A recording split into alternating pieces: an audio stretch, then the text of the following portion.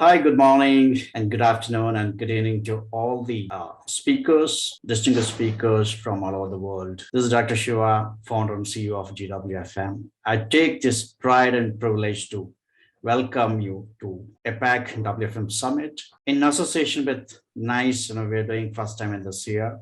We have been associated with NICE, who's market leader in WFM tech.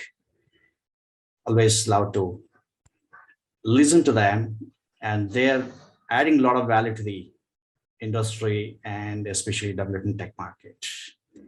Today we have very distinguished speakers, and theme is workforce trends shaping 2022, which is very important, and trending topic, how to overcome of great resignations. So we have a galaxy of speakers today. We're going to share their insights and experiences. On behalf of GWFM and NICE, I welcome you to the APAC WFM Summit. We have just rules. If you have any questions for the keynote speaker, you can just raise your hand or you could type in the chat box. And when you're going to have the panel discussion, roundtable, where you could put your questions, we're going to take your questions at the end. Feel free to ask questions if you have any doubts and share your insights. Never ever hesitate. And any of your colleagues are not joined yet, please ask them to join in. This event is going to be very informative and going to be live now.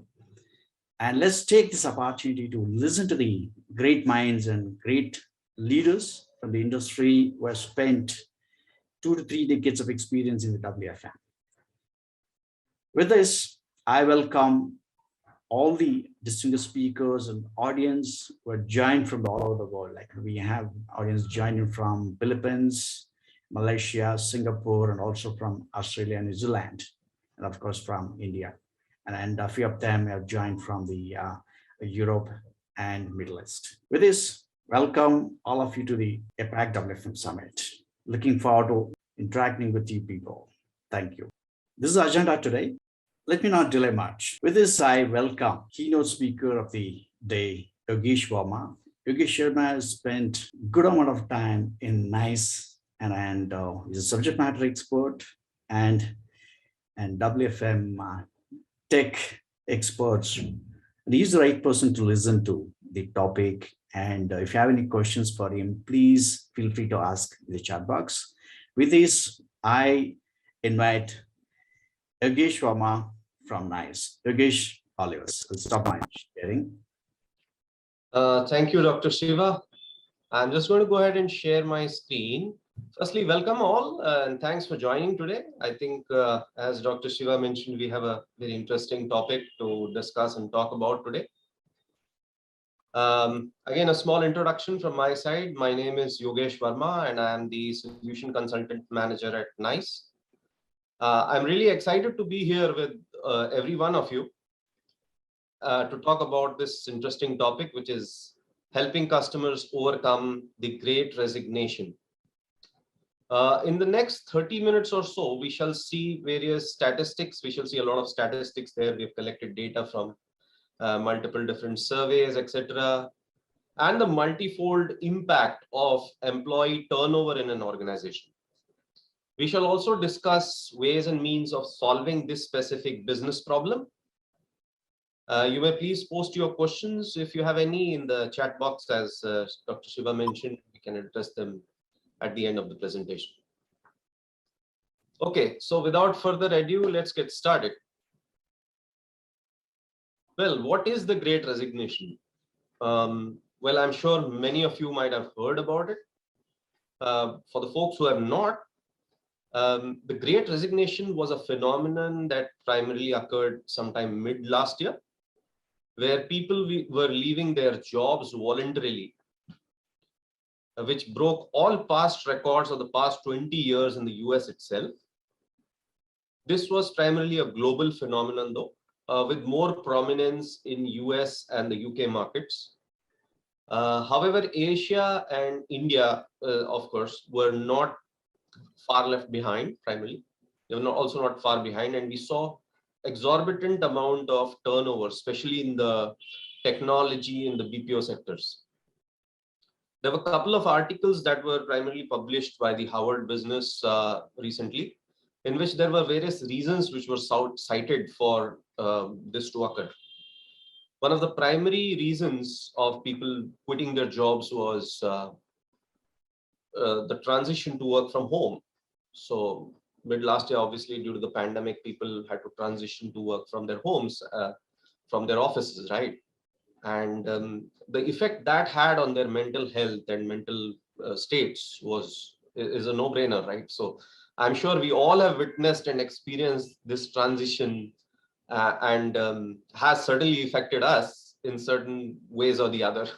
One of them majorly being while you're working from the house, and obviously your family members are not very used to it, right? So they think you're at home while you're working. They think you're at home and you're reachable, and anyone can come to you. Your kids can come to you. Your wife can come to you and tell you to buy some vegetables, maybe finished in the house or something. So we have all gone through that dilemma, right? So and we understand what kind of effect it may cause on one's mental health.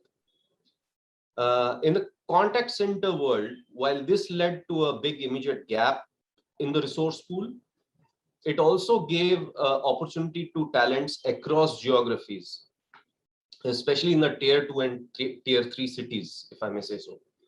So companies were actually during that time exploring new avenues to fulfill that gap across geographies for talent acquisition, more so ever than before. This was a very historic thing which were being done from years onwards, but last year it really got aggravated a lot. And so, for example, if there was a resource pool crunch in the US, they could hire a person sitting somewhere in India in a tier 2 city if the person was able to work those hours. So that was no problem at all if it could meet that talent resource pool requirement. So what I'm trying to say is, ever than historically before, we saw more dire need of organizations than the resource themselves to onboard them and to work to have them work irrespective of whatever their locations were, primarily to fulfill that gap, that huge gap we see. So that was the Great Resignation. That was it. People just leaving their jobs. Everything skyrocketed. Attrition skyrocketed. It broke all past records of history, and we had this going with long stance. In the present moment, also although we can say with certain degree of confidence that the emergency has subsided. However, the job market still largely remains open with a lot of churn happening and opportunities with a huge gap to fulfill. So that's what we're seeing at the moment. It's still being recovered. 3 key takeaways from today's session that I would like every one of you to take away. Firstly, attrition or retention or labor shortage. These were and are a major concern across industries. As per global surveys conducted by various institutes, at least 62% of the organizations are spending more time and energies on strengthening their retention policies. However, there is still a lot of organizations who are not doing that. That's a substantial amount as well. 77% of the retention issues are addressable. We shall look at some of the main factors which contribute to agent turnover and what impact this attrition has on organizations. And obviously, NICE is in a unique position to help retain employees. How NICE technology can help to retain employees, how NICE can contribute to solving this specific business problem that we just described. So these are primarily the 3 key takeaways, and let's delve into this a little more deeper. Okay, talking about attrition, I discussed this topic with many of our existing customers, especially with all the BPOs, all the major BPOs that we have, and asked them about their current attrition rates. One of my close friends, and he is also working for a large BPO, he did mention that the attrition rate at his organization was 9%. I said, wow, really? 9%? That means you guys are really doing something which nobody else is doing. I mean, 9% attrition is absolutely a very optimum percentage to have. You have really cracked that attrition problem. On an average, what I have seen historically is the attrition rates range from 25 to 30% per annum across organizations, especially BPOs, at least 40%, if not more. Then he said that, boss, that 9% was not per annum, it was per month.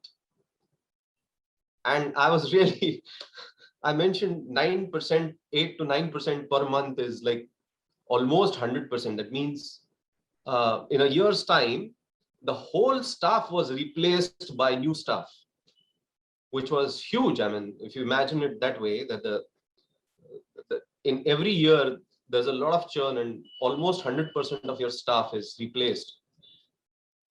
So that is the situation primarily. In 2021, almost 80% of the organizations reported highest amount of attrition as compared to previous years. So we can see that 2021 was a year of the Great Resignation, and it still continues up to some extent, although it's starting to get better and better. I'm not sure if we are still out of the woods, but we still have to wait and watch. That's what it is at the moment. Okay, as we look at the stats and we look around in the contact center world, we have seen that historically the millennials and the Gen Zs, they were more interested in looking at different kind of shift paradigms than we have historically done so. Our standard working hours, I mean, historically the standard working hours are 8 to 9 hours, 10-hour shifts. People taking those shifts, sometimes they have the morning shift, evening shift, and they work 8 hours, 9 hours, 10 hours, whatever that was. And that's how historically people worked. Now, people are looking at saying, can I work a few hours here, take a couple of hours off, and maybe do some household chores, get kids from school, and then go back to work, and then work another set of hours and do the split schedules and more. We are seeing this trend a lot in the industry right now. That's what people like to do. And one important point I'd like to raise here is when we all worked from office to home, we got adjusted somehow. And those kind of routines came up. And now everybody wants that flexible scheduling, as we see, for work, because it certainly helps you get that work-life balance that we are talking about. Right. So I can possibly work a few hours in the morning, possibly get my children from school, do some work here and there at home, and then come back to work and work those hours. So now people are finding it difficult to return back to offices when offices are opening up. So that trend is being seen across the globe, wherever it is. And believe me, people are ready to quit their jobs. They're saying, sorry, I'll work in an organization where I have that flexibility, because now they've got adjusted to that kind of an environment. So what we're talking about is a importance of flexi working hours or flexi scheduling, if we may say that, or split shifts or whatever you may call them. We are seeing many of our customers trying to implement this and flexible shifts to ensure employee satisfaction while also meeting the business goals as well. So that trend, I believe, is here to stay, and it is organizations have to change to adapt to this new normal, if I may say that. And which is better for both. It's a win-win situation for both the organization as well as the employees. Okay, so here we go. Here we have some, how does attrition impact your contact center? Obviously, attrition has a lot of impact on your contact center, right? Some of the few obvious ones are here. Obviously, the biggest KPI that gets hit by attrition is CSAT. Obviously, CSAT of missed service levels. Organizations are not able to meet the service levels because of the employees. CSAT, because employees are not experienced, they have long hold times, they're trying to figure out what to do. Longer handle times, obviously, they are new. People who come in, they have higher handle times and obviously lower service levels. There are more transfers, so they primarily transfer the calls, maybe they're not able to handle them. Low FCR, first call resolution, obviously takes a hit because agents are inexperienced. And all of this primarily results in more absence and attendance issues of agents because people don't want to work at all. So these are some of the impacts that occur in your contact center because of attrition. And these are primarily stuff that we collected from global surveys conducted by NICE WEM. The last 3 bullet points are a simple maths for you to consider. These numbers are very, very conservative that we took from the industry. So you have the cost of recruitment, the cost of onboarding, and the cost of attrition during onboarding. These are conservative numbers, roughly about 25% or 20 to 25% on a person's average salary. So if we consider a contact center or an organization of 1,000 employees with an attrition rate of 25%, which means about 250 people are leaving the job every year. And if we consider a very conservative kind of a fully loaded salary, especially in Asia and India, $10,000, normally it's more in the US and UK markets. But if you consider our region and take that conservative loaded salary, I would say this is a $500,000 per annum business problem to solve. So all we are saying is attrition has a huge impact on an organization. It is better to retain employees rather than to let them go. So it's obviously a very simple calculation, simple mathematics to avoid that churn wherever that is possible. Okay, so coming to the what contributes to the turnover in the contact center industry? What all are the factors that contribute to this turnover? Let's look at some statistics which was conducted by NICE, the survey conducted by NICE. And all these factors that you see here, they are listed in the order of priority. And the first 2 priorities are inflexible work schedules. As I talked about, people want flexible schedules. Everybody wants to work, everybody wants to give their best, but there are a lot of other responsibilities people have, obviously. So they'd like to do that balancing act somehow or the other. And that's where they ask the organization's help there. Inflexible work schedules is the one of the biggest factors which contributes to the turnover in the contact center industry. Employee disengagement. People are not able to engage themselves in the work. That's the second thing that they mentioned. Abusive calls, obviously, customers calling and yelling. Excessive pressure and stress. All of this causes that pressure and stress. So there should be ways and means to relieve that. Career growth or development opportunities. There's no transition path, no growth opportunities in an organization that people feel. Low job satisfaction. They feel they're not contributing enough to the organization. And obviously lack of recognition and compensation. Obviously salary is certainly a big part to play. However, the employees were able to sacrifice some bit of salary for the other attributes that are displayed here. So all we are saying is these were primary reasons that were cited for people to leave their jobs and which are contributing to the turnover in the contact center industry.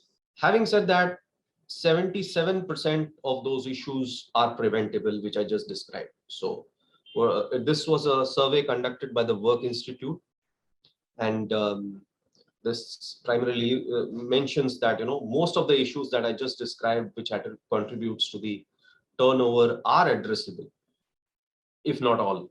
Obviously, salary or compensation is something which nobody can do anything about, right? So, however, there are other things which you can do. So that's where the organizations, in fact, maximum of the organizations are putting their time and energy to see what best can be done to retain employees. What are the best practices they can put, and how best they can woo the employees to be there and not resign. As I mentioned again, these were some of the key findings of the 2022 NICE WEM Global Survey Report. This report is available on the NICE website. It's also available on YouTube. If you just search through this, there's about 5-7 minutes, 10 minutes video which describes this in detail.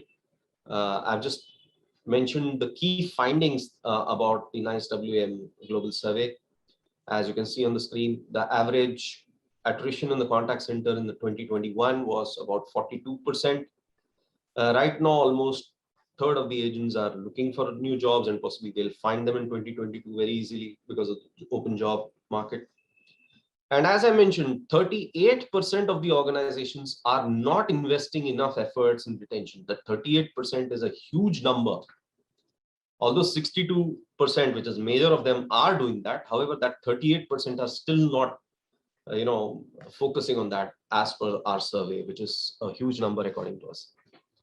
And the key highlight here, which we are going to focus from here on, is that 3 out of 4 agents consider flexible scheduling a big requirement. So this is something where the agents feel, or the employees feel, that this is something which they need primarily. And obviously the coaching, employees are not getting enough coaching in the organization, where they feel left out and they feel less engaged. So these were the key reasons, or key findings from the survey across the various contact centers across the world, and the key crux of the findings. Okay, so we have so far discussed what attrition is, what the resignation is, how does it impact the organization, what are the various factors that contribute to that, etc., etc. Now, okay, how does the company address these issues? How does the company address attrition and labor shortages? Well, there are 2 known methods. The first is either improve yourself, either inculcate best practices, put up some great place to work, like best practices within the organization, improve your work culture, add in more flexibility, etc., etc. So all I'm saying is try to improve yourself, or outsource your contact center to a BPO, or to a business process outsourcer, to fulfill that additional employee need. So you don't have to deal with attrition or any other labor shortages. It will be the BPO's problem.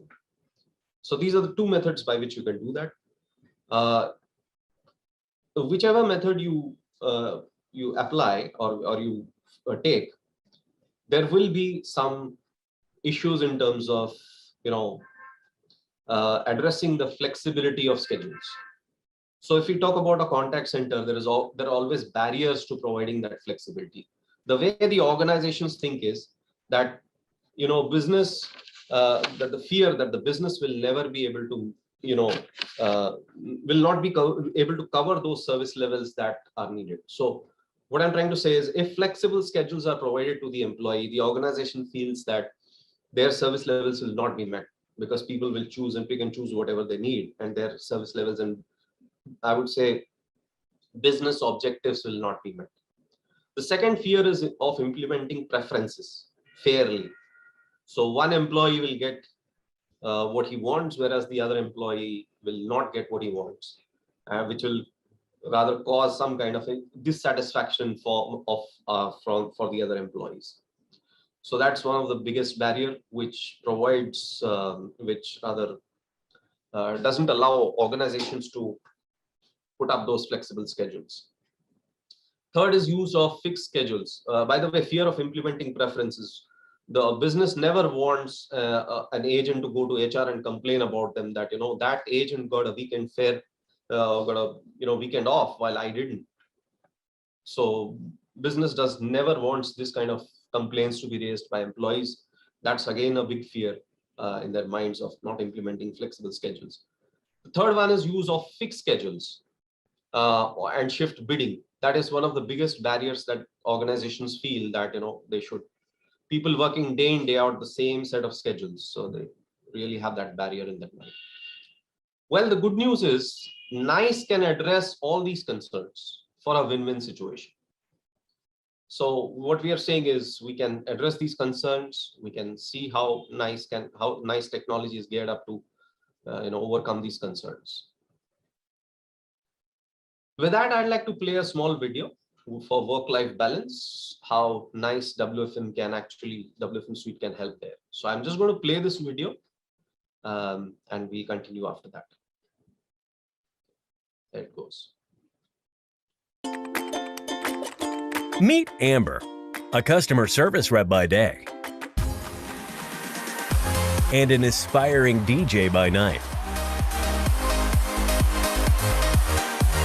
Much like 20% of her generation, she is now considering to leave her contact center job because she is dissatisfied with her work-life balance. But thanks to engaging and intelligent WFM in the cloud from NICE, that's all about to change. Engaging and intelligent WFM uses AI and advanced machine learning to perfectly match employee availability and preferences with the scheduling needs of the contact center. It starts with an accurate AI-driven forecast, which determines staffing requirements. Then, it generates schedules, just like Amber's, based on skills, availability, time off, and weekly rules. Schedule assignment and resource allocation can be set by preferences, rank, seniority, and any combination of customized rules set by WFM managers. Amber can then access her schedule from anywhere and anytime, using the web or her mobile. And most importantly, she has complete freedom to swap or trade shifts, opt for overtime, or request time off, all by herself and directly from the app. Whichever change she makes, her managers can rest assured that the system will automatically keep the contact center staffing needs at an optimal level. With the new freedom and flexibility Amber now has, she finally feels that her workplace sees her as a person. Thanks to engaging and intelligent WFM, she can now easily combine her day job and her life's passion into a perfect mix. WFM in the cloud by NICE. Engaging and intelligent workforce management. Yeah. So I hope you got the crux of the video. It's work-life balance and how NICE can help there with flexible scheduling, and which will obviously help Amber a lot to fulfill her other activities that she was doing. Okay, so these are some of the primary functionalities with the NICE WFM suite that we are going to talk about, how NICE can address that flexibility and provide that agility to the organization. There are 4 key features of functionalities we are going to talk about. One is availability, preferences, self and hybrid scheduling, and intelligent automation for intraday changes. This is all these are achieved with our WFM suite and the EEM, the Employee Engagement Manager functionality, and we are going to cover each of them as we go by. Okay, talking about availability, when we talk about availability, we are assuring or we are guaranteeing that an employee who makes himself available during certain times gets assigned certain schedules and they can mark themselves unavailable at times. So we are assuring and guaranteeing that whenever a person marks himself unavailable, he's not going to be scheduled during those times. So it's an assurance from the NICE tech that if a person marks himself available during certain times, he is scheduled only during those times. So that is something which is great. Obviously, also taking care of the business side of it. So that's how NICE can help. So if we talk more, who would benefit from this availability? Who can mark themselves available and unavailable? Who will it benefit? Firstly, it will benefit the part-time workers, the people who are working part-time, some slots here and some slots there. So they can mark themselves available during certain times, whereas unavailable during certain times. Students who have college and schools to attend, people learning some courses, so they can mark themselves available. So they'll be scheduled to work during certain times, whereas others not. Employees who want a work-life balance, like Amber, who wants to balance their other activities. And finally, anyone who wants a regular time off, so to take care of some other chores. The major of the community would fall under that same, this requirement primarily. But these are the main guys who would benefit from this functionality. I'll just talk about what this availability feature is of NICE WFM. Here, what happens is the supervisor or the business puts up some rules as on, and they assign certain points to certain periods of the day or intervals of the day. So they can assign, say, 5 points or 3 points for the morning or the daytime, and they can assign more points for the Saturdays and Sundays and non-working hours or off working hours, where they need or harder to fill time has more points as compared to the easier filling times. They can set up certain rules which will have rules like you have to work at least 35 to 40 hours a week. So that's a minimum criteria to fulfill for a week for an agent.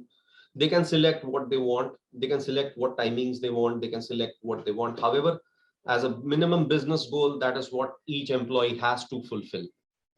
So they can mark themselves available during certain periods of the day and mark themselves unavailable during certain periods of the day, and assure that they collect those points and with the constraints that are put up by the supervisor or by the business organization, which means that employees at the end of the month or at the end of the week would collect certain points as marked by the business. And those points can then be redeemed for some goodies like a pizza party or some t-shirts or some mugs or whatever the organization would like to give them, or a gift card. So this way you are also inculcating some kind of gamification into WFM, and you're also encouraging the employee to be available during certain periods of the day which are harder to fulfill. So availability actually guarantees that you're not going to get this schedule during the time when you're unavailable. It assures you that. Okay. So that's how people can make themselves available. It's available on the web station on the users to see, and they can make themselves available as required. Second is preferences. Preferences work a little differently than availability. Preferences is not guaranteeing that a person will get the preferred schedule or what he prefers. Preferences are something like there can be so many preferences for an employee, like the lunch lengths, the lunch timings, the offs, the priorities, the rules. There can be so many thousands of combinations of preferences, and employees can have a lot of preferences. So what NICE does is we have the ability to collect preferences from everybody. However, the solution does not guarantee that you will get the preference you desire. The system will try to meet those preferences. It will try to meet whatever best it can. However, there's no surety like it was in availability, right? So that's what it happens. That's what happens in case of preferences. The employee will get these preferences based on multiple different factors. NICE has a unique algorithms. It allots preferences based on a proprietary algorithm which solves the all or nothing problem. In some cases, employees may get some preferences, and in other cases not. The business can decide what fairness it wants to give or wants to assign to various employees. Either the assigned preference can be based on a position, it can be based on a ranking, it can be based on a quality score, it can be based on any other parameter that the organization chooses. So the employees can have more control over their schedules. So it can be like if an employee has a higher quality score, he gets his preferred schedule as compared to others. That will also inculcate a practice of healthy competition within the organization, that if I work better, if my quality is better, or if my ranking is better, I would get my preferred schedules. So that is preferences. Self and hybrid scheduling. Now we are getting a little more into cooler stuff. Let's look at some statistics here, or the way the organizations work generally. Here is the demand, staffing demand. So you see that black line, curved line, that suppose this is the staffing demand throughout the intraday, and there is the staffing supply. The WFM team actually comes up with some schedules to fulfill those gaps or fulfill that staffing demand to some best possible way. The business will actually set how the schedules is predetermined and how much they need to create those schedules for. And the gaps that you see there are then manually adjusted. The team, as the day comes by, they see those gaps and they're manually adjusted that, okay, Now I need more people here. I should call them back from their breaks or maybe from their lunches or from their meetings, call them and try to fill those gaps. And whenever they see whenever they're overstaffed, then they let people go for meetings, they let people go for trainings, etc., or for breaks. So this is how traditionally the WFM works, right? So that's what we are saying. However, what we can do is, the NICE tech allows is, we can combine the traditional WFM with some kind of a self-scheduling. So what we do is we still let business generate some percentage of schedules, say 20-30% of the schedules which are fixed, and let the others be self-scheduled by the employees.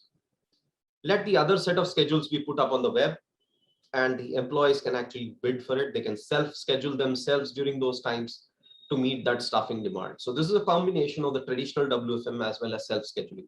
Some percentage, and that percentage could be decided by business, whether it's 20%, 30%, 50%, whatever that percentage is, and allow the employees to fill the other portions of it. So this is what you can do as a part of flexible scheduling, which will also keep business in motion as well as employee satisfaction. So that is, in fact, this is also called hybrid scheduling. So you're combining traditional WFM to the self-scheduling, hybrid scheduling it's called. Let's look at something more cooler. It's intelligent automation. We call it intelligent automation. NICE technology has a lot of automation to offer. There are various ways and means by which you can automate so many routines. You can automate time off, you can automate scheduled trades, you can put up rules for scheduling, reforecasting for the remaining portion of the day, the system does it automatically, simulation of schedules, net staffing optimization, that is, it can offer VTO, it can automatically set up business rules which can reach out to employees in case of variance in net staffing. So you can set up rules like, if my net staffing goes above a certain level, then I want the system to reach out to people to automatically offer shifts, and based on the preferences of the employees, if they want to be contacted during that time, it also takes care of the employee preferences. And if you're overstaffed, it will send out voluntary time off, it will send off other activities to the employees to take so that that net staffing can be neutralized. Lunch optimization, meeting optimizers, break optimizers. There are so many automated routines within the NICE WFM suite that organizations can actually use. And the final one is one of my favorites, automated alerting on KPIs. So if some of your KPIs are going down, like your AHT or your CSAT or your adherence or any of those KPIs which can be measured is not within the permissible limits, it'll reach out to the employees and do a pop-up, and it'll notify the employee that, hey, your adherence is going below a certain level, please adhere to your schedules, or your AHT is going above a certain level, please adhere to your handle time. So that is something which allows me as an employee to be checked from time to time, and I can self-correct myself if I'm going above a certain limit. Right, so these are some of the automated routines that can be done within the NICE WFM suite.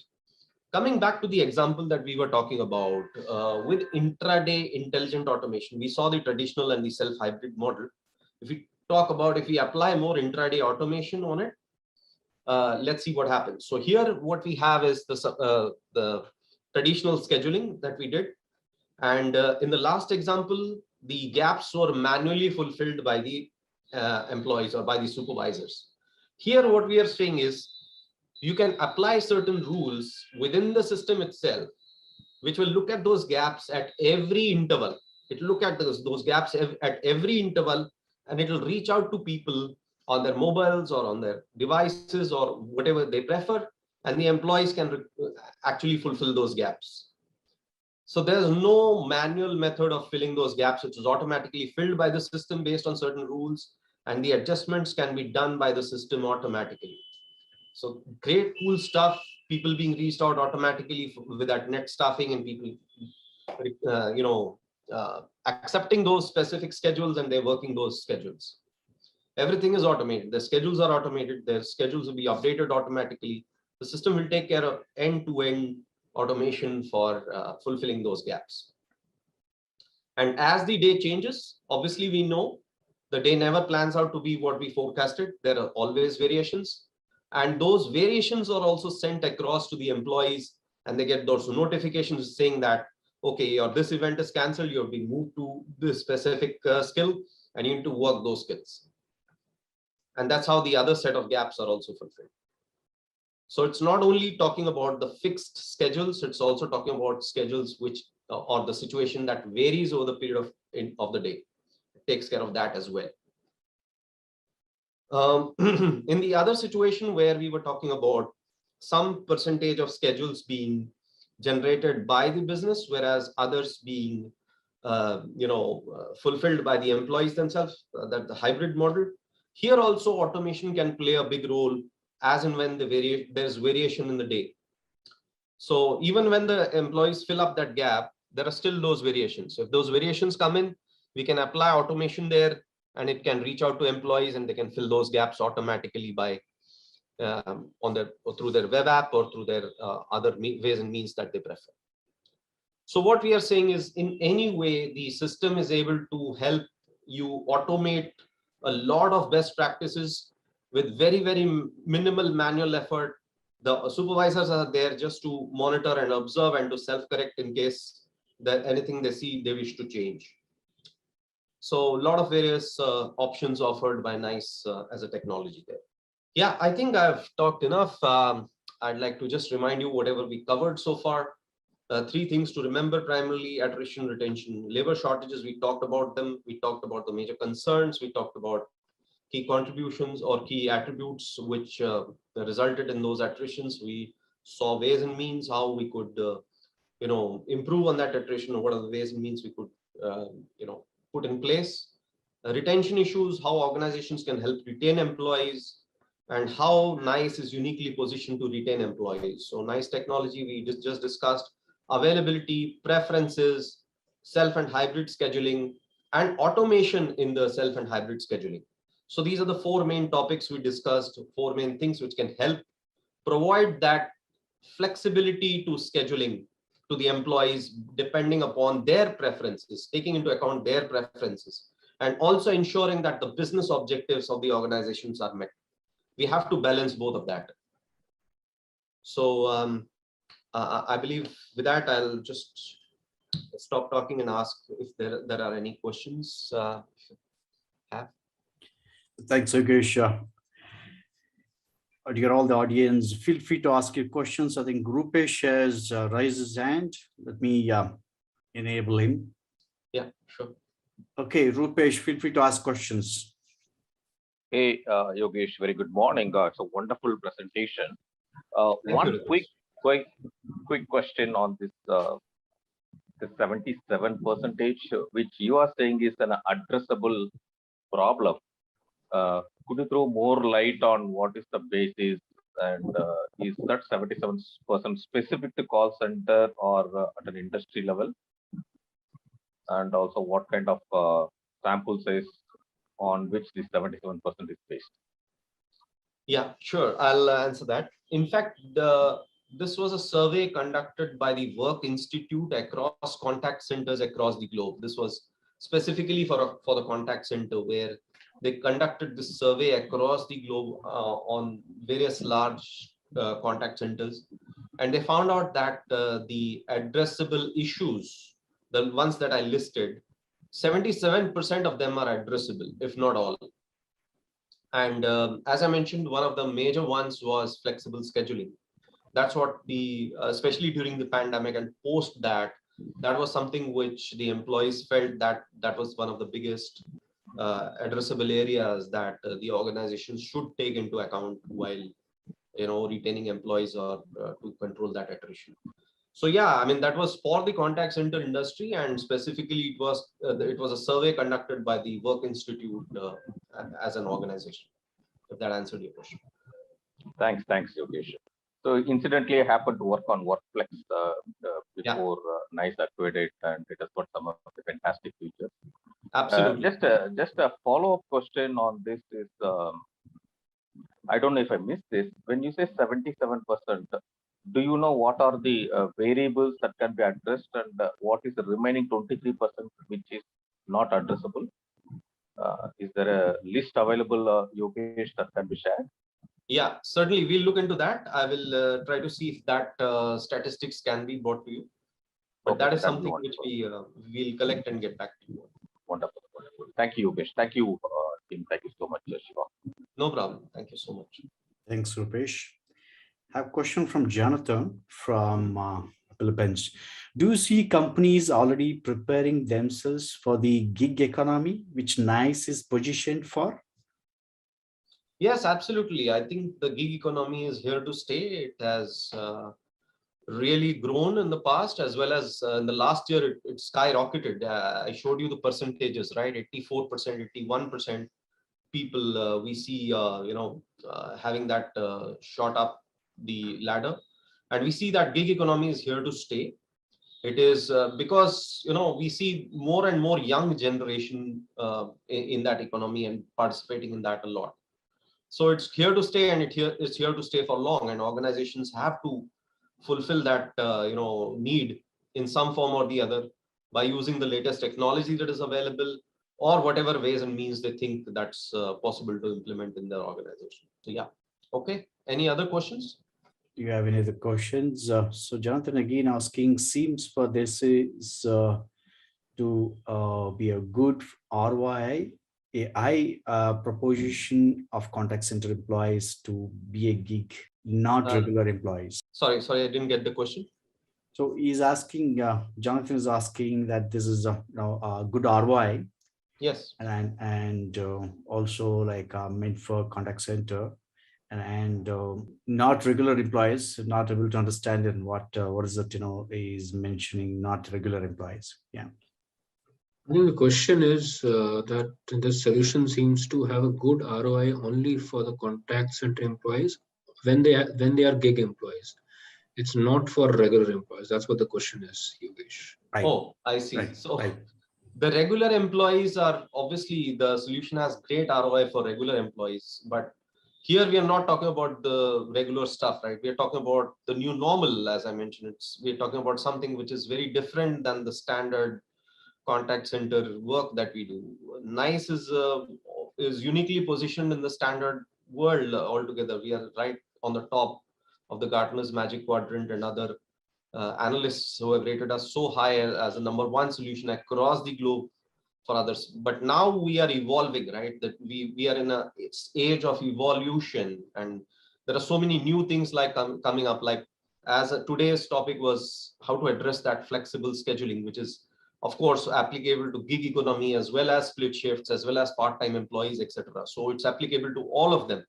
So what we are trying to say is the solution or the suite doesn't only offer best ROI, which is proven over the period of time for standard contact center employees. However, it also offers a great opportunity for flexible work schedules and gig economy and split shifts and split schedules and automation. A lot of automation being coming in there, which was traditionally not there. So great ROI, great value. It offers great business value to organizations to embrace this technology and move on from here. And after this, we are just evolving more and more. We are getting new and new features in each of our releases. Digital is something which is coming up new, and it's growing really well, as we see in the near future. So a lot of ROI, a lot of flexibility, and a lot of cool time going to come. So yeah, I hope that answered your question. Perfect. Yogesh, do you have any other questions from the audience? Any last questions? Feel free to raise your hand if you want to ask questions. Yeah, I'll be around. You can ask me any question later as well. So I think that should be okay. All right. Okay, there's one question from Jonathan again. I'm very excited with NICE AI. Is it a bit expensive? No, not at all. We can discuss that later on. I mean, if its cost is not a big deal, we can talk about it.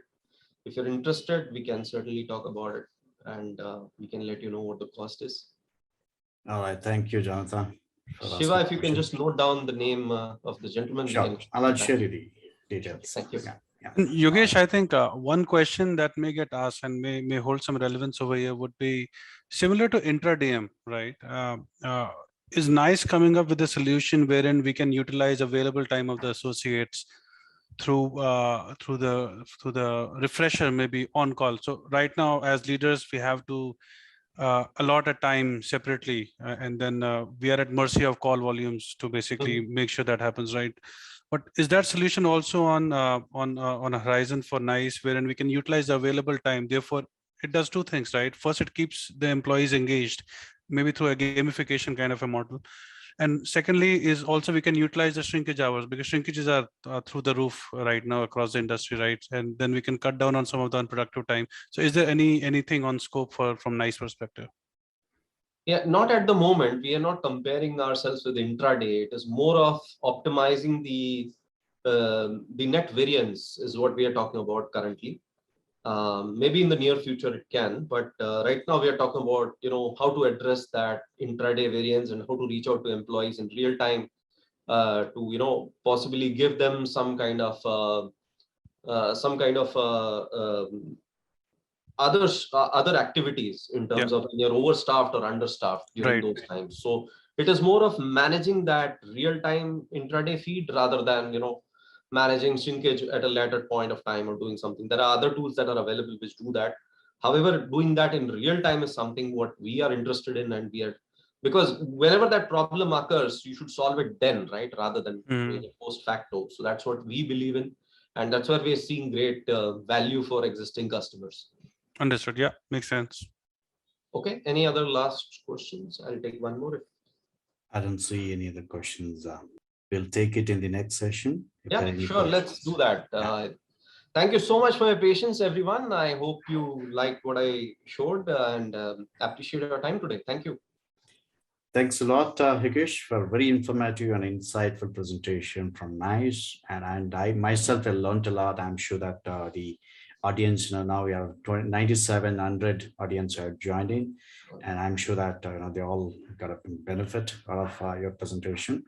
And some of them are asking, is this presentation available to us? Yes, we would make it available. Please join us on our social media to watch the live, recorded video on our YouTube channel, and also join us on our social media to see the updates.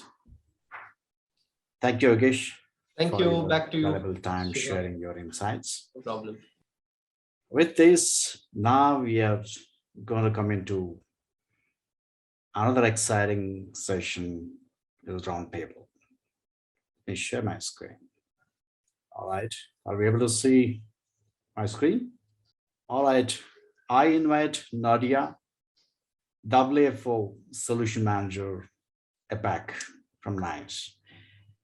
Nadia has been a speaker from NICE, very powerful speaker and one of the influencers in WFM tech space.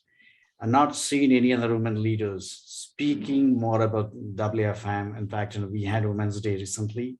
And Nadia has been knowing a lot, and she has been sharing a lot of insights from NICE, WFM tech, and also WFM solutions perspective. Today, Nadia is going to moderate the roundtable, and we have very great leaders who are going to be part of the roundtable today. So Nadia, how are you there? Hello, thank you for having me. Great, excited Nadia. To be here. Wonderful to have you. Thank Nadia, you. I'm going to, before you set the context, I take this opportunity to invite all the speakers, and will request their introduction, post which you could start your roundtable. Is that fine? Thank you. Great. Thank you so much, Nadia. And you'll all witness that over the distinguished speakers and distinguished panelists, you all already seen in the flyer which we have posted from GWFM and also from NICE. Bhupesh, it really gives us a great honor to have you with us, and looking forward for your valuable insights and great ideas and experiences from Concentrix, and also from your experience perspective. Could you just introduce yourself? Oh, thanks, Dr. Shiva. I'm very excited to be here as a part of the panel. I work with the workforce management team for Concentrix. I have been with the company for the last 18, 19 years now. And I've really seen the company grow, and as well as our workforce management team grow. And in the last few years that we've been participating with the GWFM team, this has been a great learning journey for us. We've worked on a lot of innovations, and some of them we've presented in the forum. Some of the innovations that other companies have done, we've learned from them. And I'll be very excited to participate in this forum, like I said. Let's see what do we hear from a lot of industry speakers, and see how can we really partner with operations team, for example, to overcome the great resignation. What can WFM team do? So that's it from my side, Dr. Shiva. Back to you. Thank you, Rupesh. Thank you, Bhupesh. Good news is Bhupesh has recently been promoted to Vice President, and he heads India, ASEAN, ANZ, UAE of Concentrix. Very good thing about Bhupesh has built a army of WFM team. They've been known. In fact, they've been participating in GWFM activities, and those guys just come and win the trophies, or any questions you ask, anything that you ask, just crack it. There's a team that Bhupesh has built, and very strong team. I would say that in one of the WFM industries, or one of the contact centers or our customer experience industries, Concentrix has built a very strong WFM team. All that Bhupesh's leadership, and he has been driving, and people are looking up to him as a leader. Great to have you with us, Bhupesh. Looking forward to listening to your conversation. Thank you. Thank you, Dr. Shiva. Now we have Narayanan. Narayanan has got more than 3 decades of experience in multiple leadership roles. Currently is Senior Vice President and Head of Resource Management and Strategic Initiatives at Omega Healthcare. Narayanan leads big team of healthcare icon industry. Omega has been brought in a lot of initiatives and a lot of best practices. Great to have you, Narayanan, with us. Please, if you could share your introduction. Good to know more about you, and our audience are excited to learn more from you and also your experience. Thank you, Shiva. Thank you so much, and good morning to everyone. I'm also equally excited to learn from so many people here. And as rightly mentioned by Yogesh, and there are a lot of things are happening in the industry now. So as a part of this workforce management strength team, and we need to learn. It's very, very important. First of all, sharing the best practices is one of the core strengths of the summit. Really appreciate that activity, and this has to be maintained as you are. Thank you so much, first of all. So come back to me. My name is Narayanan. Working with Omega Healthcare, one of the pioneer in healthcare industry, and with around 20,000 employees, almost last 11 years, as I started my career as operations, then moved into workforce management, and I'm managing the entire resource management. But as rightly mentioned by Shiva, so the industry, this is not like a typical call center kind of industry. This is a hardcore KPO and PPO industry. And now the transformation from the normal workforce management to the resource management, which is one of the primary expectation of our delivery team today. And previously, 5 years back, 10 years back, when we used to manage the call center, the typical workforce management support system is how to understand the capacity planning and how to scheduling and how to allocate the resources on time, and thereby how I'm able to do the service. Yes, completely understand. But now the transformation is going in a different shape now, because the delivery is expecting, and predominantly because of this last 2 years COVID situation, pandemic, the expectation bar is highly increased now. So we have to think something out of box and how we can give a holistic support services to the delivery. That is a very important. That is one of the primary thing I would like to share here, because I learned a lot of new things in the last 2 years because of this hybrid model and the pandemic situation, how the delivery is being maintained, that which I would like to love. And other than that, I don't want to talk anything about myself. Other things are self-explanatory. That's all, Shiva, from my side. I love to talk and love to learn from everyone. Thank you, Narayanan, and welcome to WFM. GWFM NICE Roundtable. Thank you. Now we have another distinguished panelist, Sunil. Sunil is Vice President Workforce Management at FirstSource. Sunil has been a long timer in FirstSource, and I've been part of a lot of initiatives and a lot of best practices, and veteran in workforce management. A lot of people know him, and great to hear, Sunil. Sunil, if you could just introduce yourself. Hey, hi, good morning. Thank you, Shiva, for the introduction. I'm sorry I'm unable to switch on my video at my end, I think, to this with you. I'm part of the workforce management team at FirstSource. I've been with FirstSource for the last 17 years now. Worked in different capacities, supporting workforce management across domestic, international business, etc.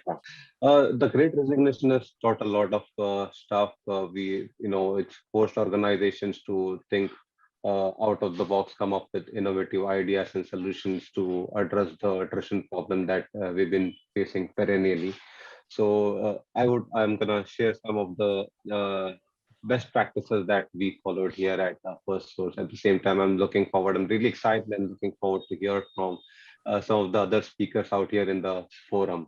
So it's going to be an interesting session. So I look forward to hear from all. That's all from my end. Sure, thank you. Thank you, Sunil. We're excited to listen to you and your insights and experiences. On behalf of GWFM and NICE, we welcome you to the interesting roundtable. Thank you. So now we have Prasun Das from Fusion.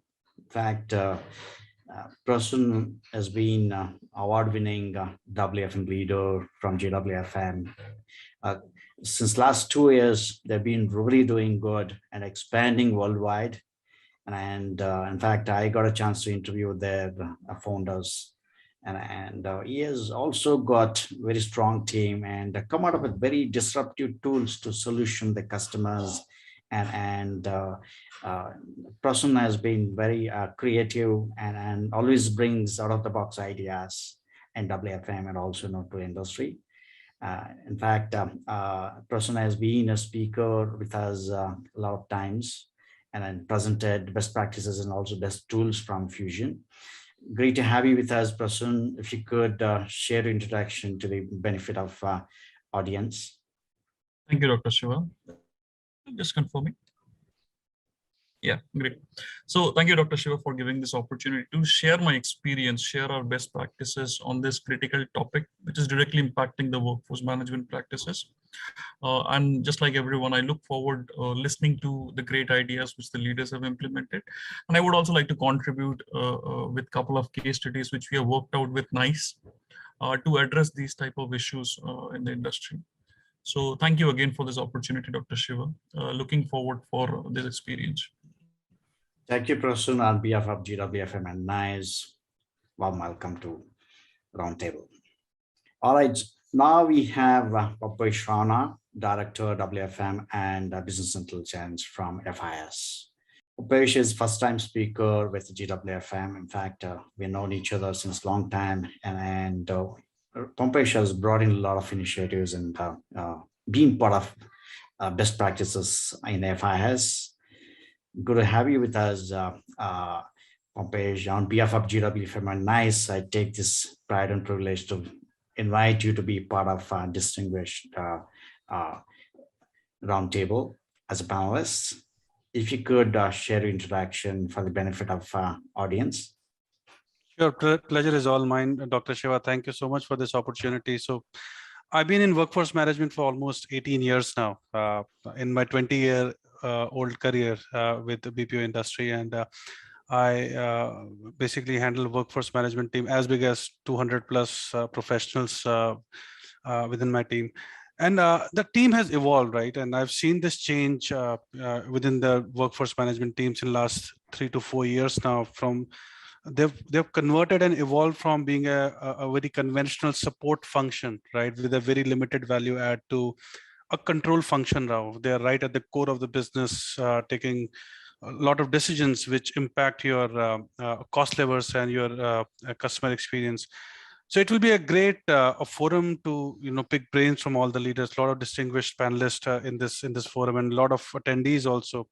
So it would be a great opportunity to learn something new and also probably contribute in some way from my experiences. Thank you so much for a very warm welcome, Shiva. Thank you, Bhupesh. So looking forward to listening to your experiences and insights.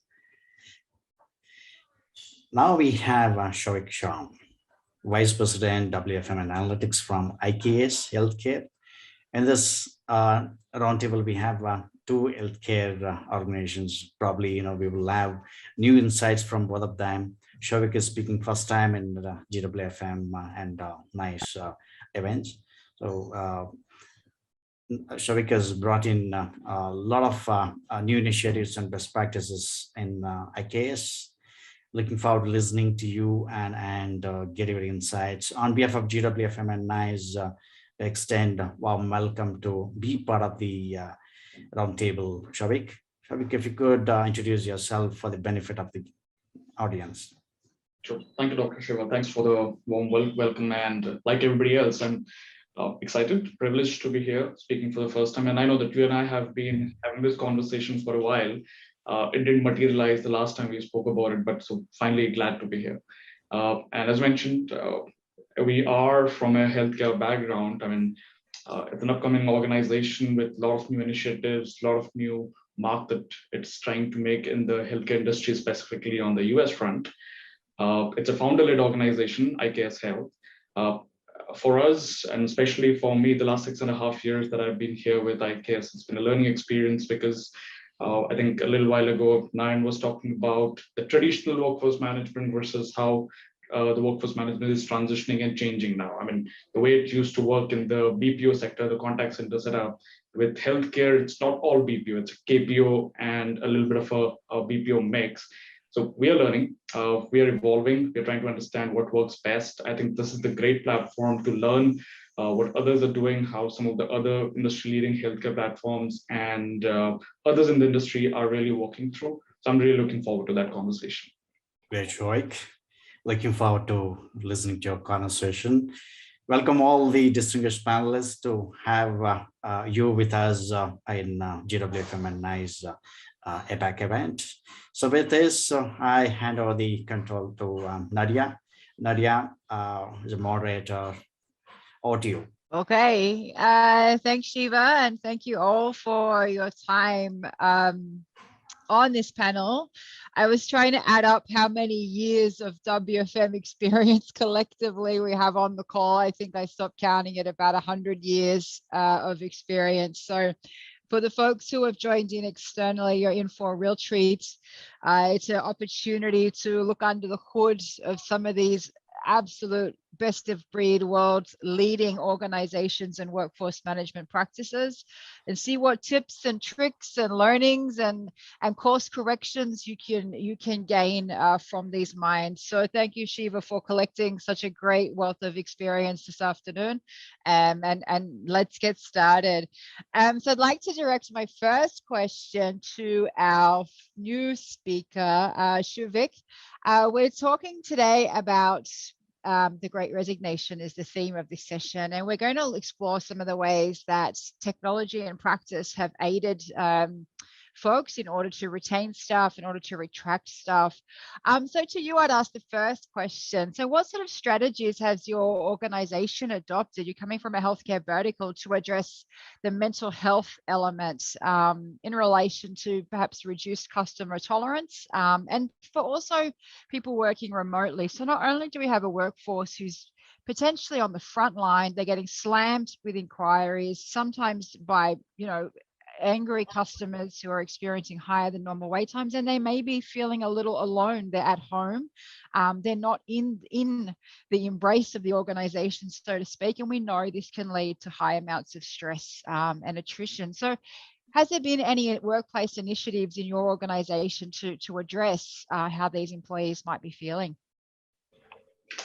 Thanks for the question, Nadia. And it's a difficult one, right? I mean, we have been through the cycle for the past 2 years now. And as Yogesh was presenting the entire setup or the technology evolution with NICE coming through and some of the insights that you were sharing, But I would like to go back and as I reflect on the past 2 years of how we as an organization have evolved, have understood and faced some of these challenges. I don't think we are out of it yet.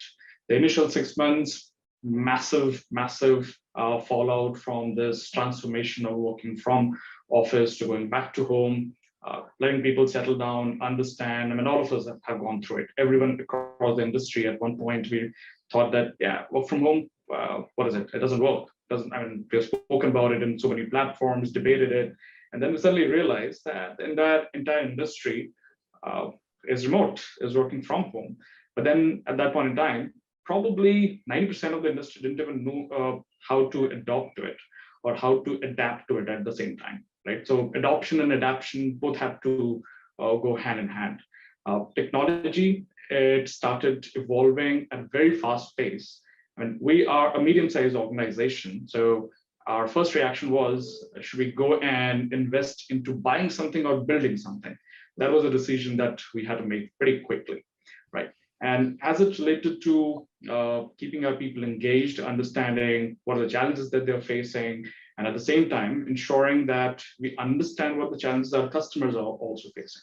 Because it's not just one side of the coin, it's the customer versus the employees, both had to be managed, and the challenges that both the parties are facing, how do we address both aspects of it.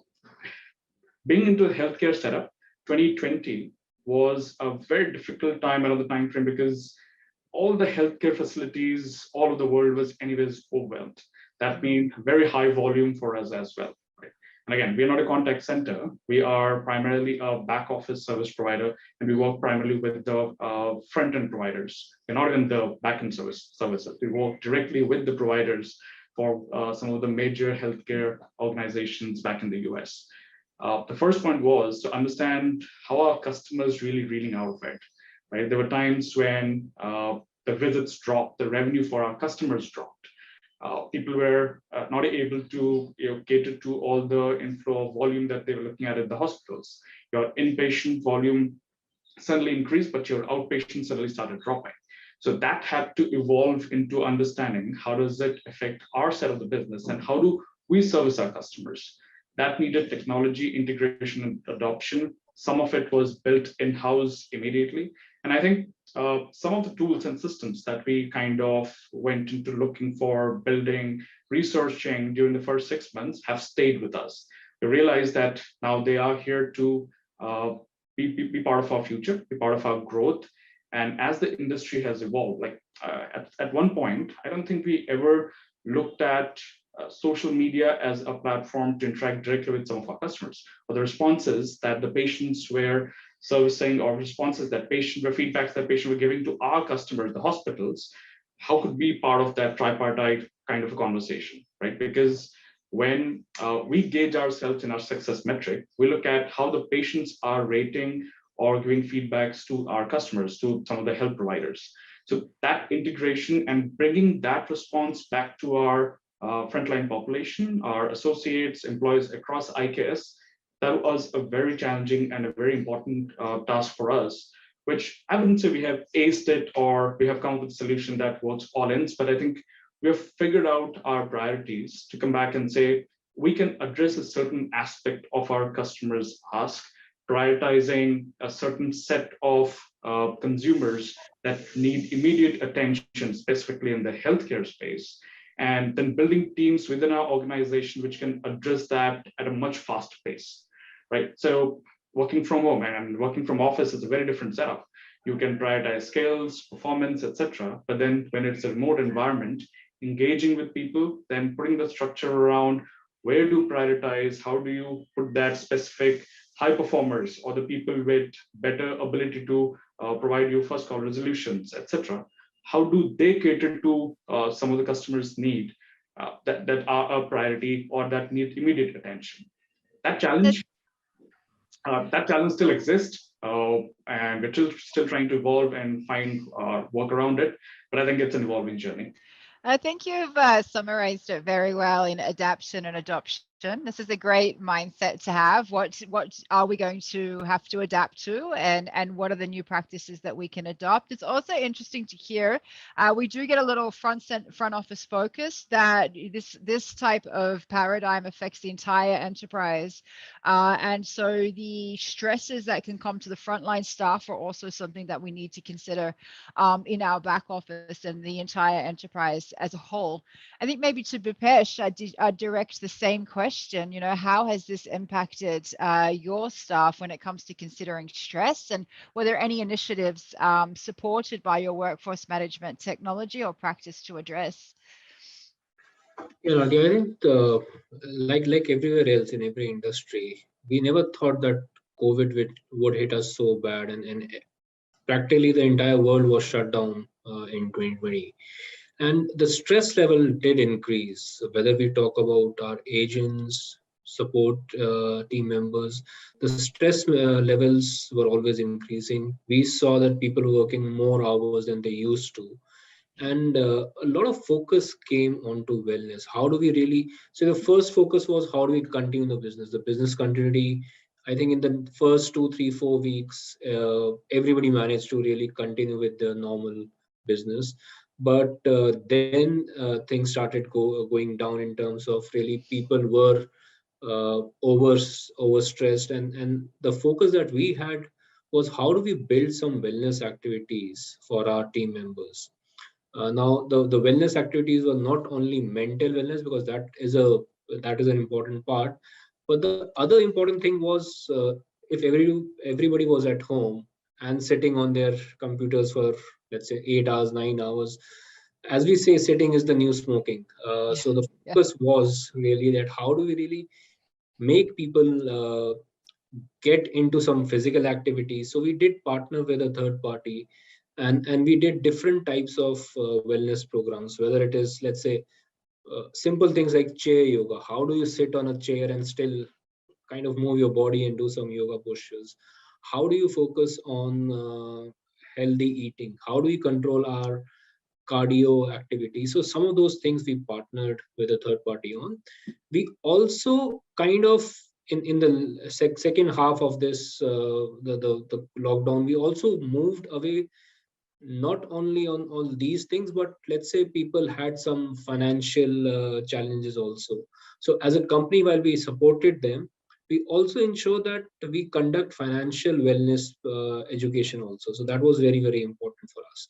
And as we saw the countries getting open and COVID situation going down after wave 1, while India was hit by wave 2 very bad, and whatever opportunities we did get, we were able to get people together and kind of have, for example, when people haven't worked together for almost 1 year, they haven't seen each other faces, we got them into something like a sports tournament. We organized that during some days, so people were able to get together with their teams.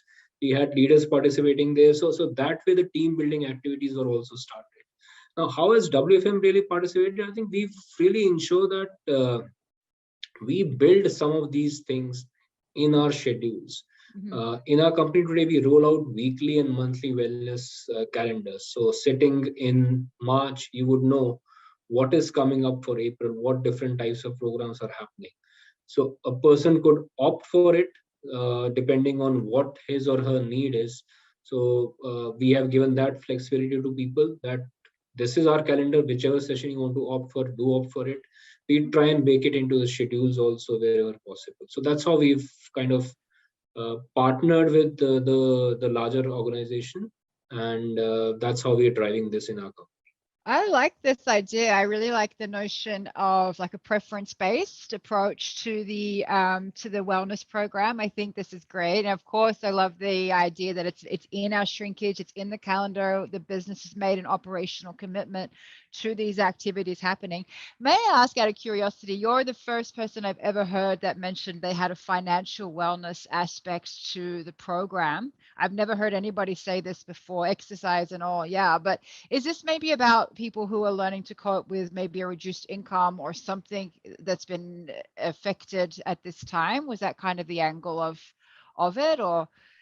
So we never had in our company any reduced income for any of our employees. We were able to ensure that we continue with the normal salaries that we pay. But what we realized was that it is not that if your salaries have gone down or income has gone down, that is only when we need a financial wellness piece. It's also important. So, the lot of millennials who are coming in, we do see them earning X and then spending X. Oh, okay, understand. About ensuring that how do we give that education to them, that how can they save, where all can they save, how can they reduce their tax liabilities and all that stuff. That's a great angle to provide to your employees. And I mean, the theme of today, we're talking about again at retaining and attracting staff. So if you are able to position yourself as, you know, helping people to physically, mentally, and financially maintain a well-being, this is a great differentiator. That's a really interesting initiative. Thank you for sharing that with the organization. With the panel here today. So maybe to Bhupesh, we were talking about what initiatives has your organization implemented to boost employee engagement, and maybe, you know, what worked and perhaps anything that didn't work. Maybe something we tried for a period and we've decided not to adapt or adopt, as Shiva mentioned. Yeah, then that's a good question, Nadia. And even before I answer that question, it's important to understand the premise. Why do you need such a huge engagement now more than ever? Because what has happened, I'll quote Narayanan Murthy from Infosys when he says, with work from home, the productivity will go down. And we are all wonder, you know, we all are working 9 hours, 10 hours, 11 hours. Why would he say that? But I think what has happened is the quality of productivity has gone down. Our ability of cognitive creativity has gone down. Right now, imagine people sitting in their room taking calls with no contacts. The personal connect has gone down. The ideation, brainstorming with other people too. So all of that evolution a person goes through as a professional has entire, and there's a lot of distraction, right? Because in office you are in a very horse vision environment, right? If there's a distraction, it's work related distraction, right? It's not home related distraction at all. So you think through, right? You ideate and you talk to your bosses. So that connect is there, right? Where it helps you. But in work from home, it has gone down. Now, what do we need to kind of overcome that is a lot of engagement. Unfortunately, with the virtual engagement, it limits our ability to engage people. So within our organization in FIS, we have come with a lot of initiatives in terms of creating the virtual summits, something like this, wherein we do brainstorming sessions. It could be as formal as someone, giving an idea, right, that person might have, or it could be as informal as, what did you do last night, right? What did you do, yesterday? So it's all about talking to people, keeping that connect on, right? It's very important because what has become now is we have become machine operating machines more than humans operating machines, right? So it's very important. And then it's all about communication, right? How you communicate. So communication channels, virtual communication channels, they have to be operated upon. So a lot of things we are doing is from that perspective. There are a few things that did not go well. We thought of a let's go out as one of the initiative wherein we'll order Zomatos and we'll have lunches together. But again, in paucity of time, because you're in a work environment, it may not be possible, right? But having that half an hour scheduled at the beginning of the day to have those updates from the processes, from your managers, to share your ideas, I think it goes a long way. And then another thing is having a newsletter, having some literature of a sort which gets published every month, wherein you showcase your talent, your paintings, maybe your poetry, maybe, right? And then you reward them for that, right? All of us are rewarded by the social currency, as we call it, right? So it's all about the recognition, right? It's not about money always. It's all about the recognition. A lot of people liking me as an individual for my talent. I think that has to be tapped in more than ever before right now, if it answers that question. Yeah, look, I think that's a fantastic answer. And you've raised something that really hit home with me last week. I didn't think that being full-time working from home made any difference. The role I'm in can be technical and I'm on lots of calls, and I thought I'm just used to it.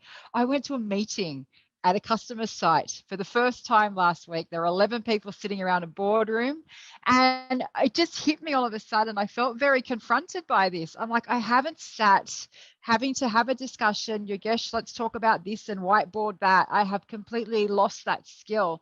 And for the first sort of 10 or 15 minutes, I felt like a little bit, I didn't know how to, everyone was very close. So I think you're very right to say that the type of relationships and the discussions, and you've mentioned the collaboration, newsletters, different things that people are creating and growing together, it's not the same as what it was, and we kind of lose the organic ideas and growth. And you mentioned a different type of productivity that comes from that. The lunches, I know even at NICE, we tried a few different things, and pizzas were being all sent all over. So we had someone would get their pizza, and then 2 hours later, someone else gets theirs, and we had a bit of logistical problems as well. But at NICE, we have personally.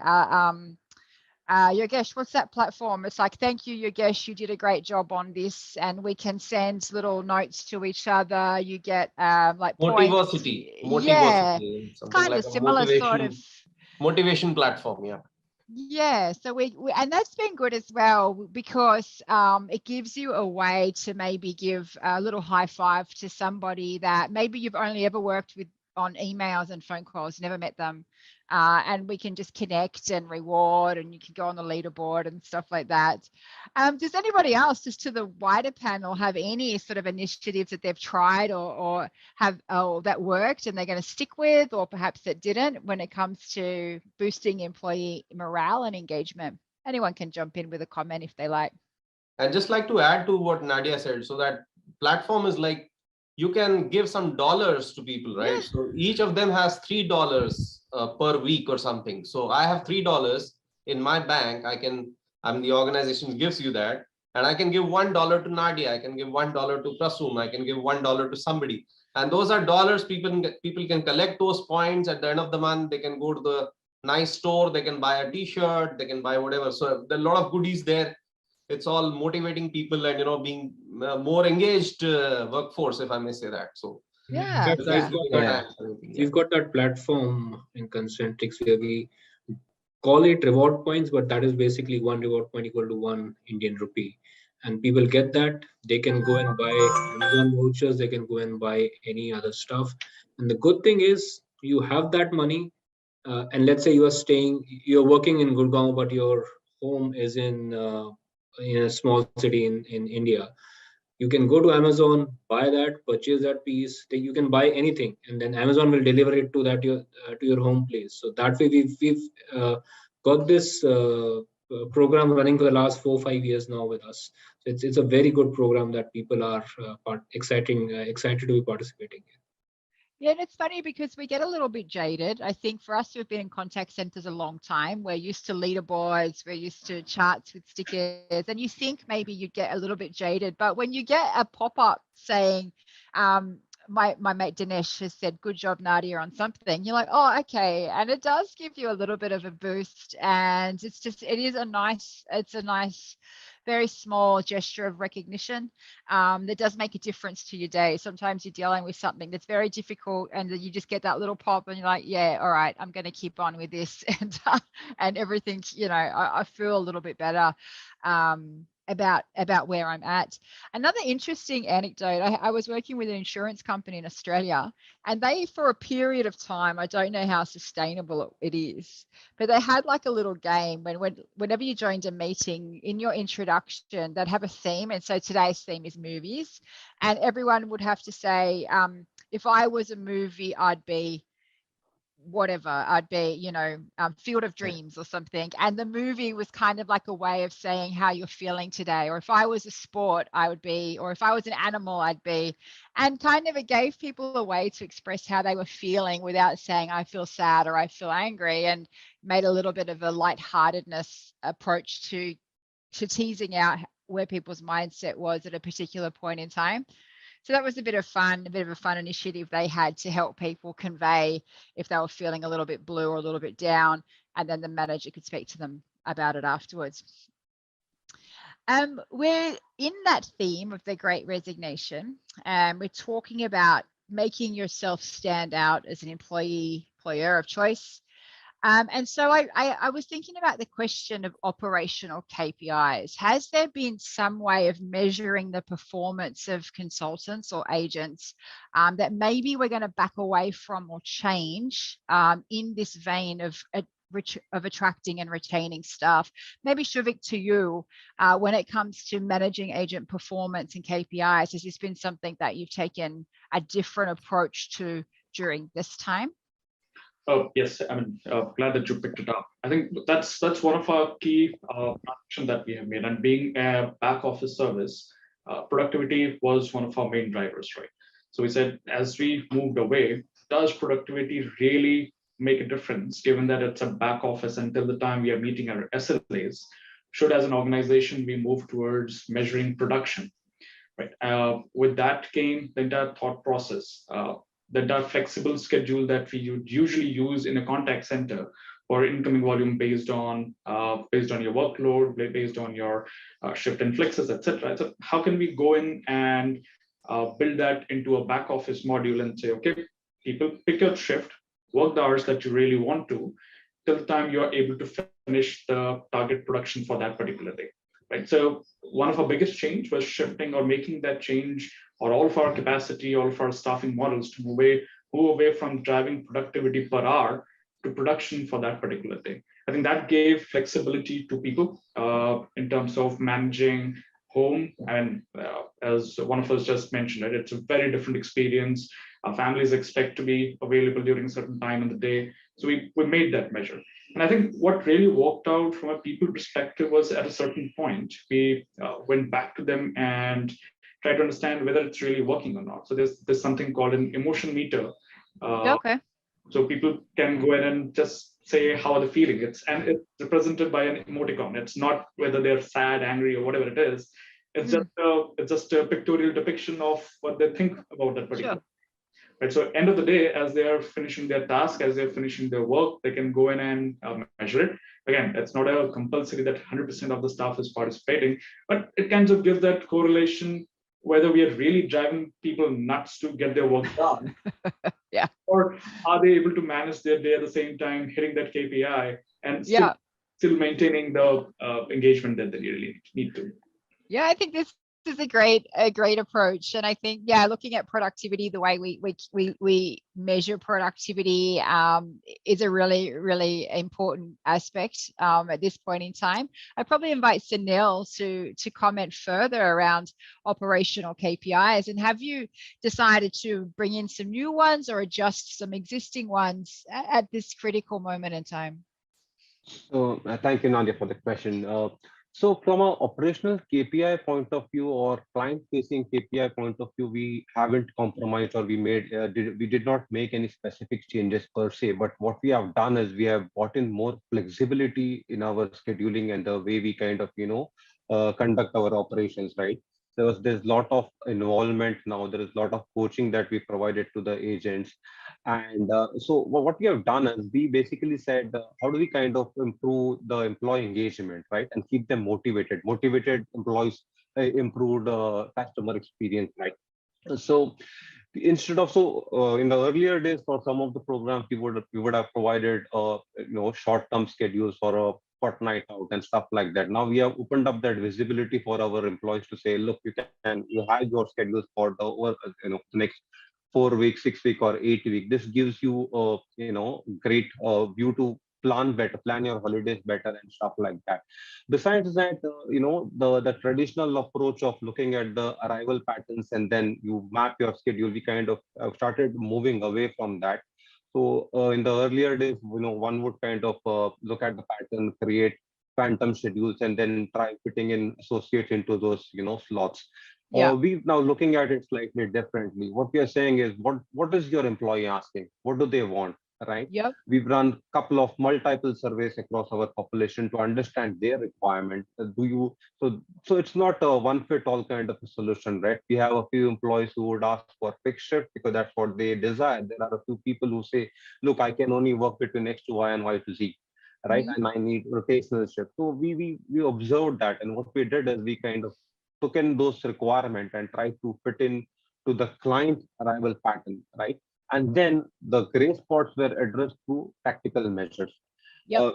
Did we manage to satisfy all the asks? The answer is a no. We cannot honor all asks. But did we address majority of our team members' asks? The answer is a yes, right?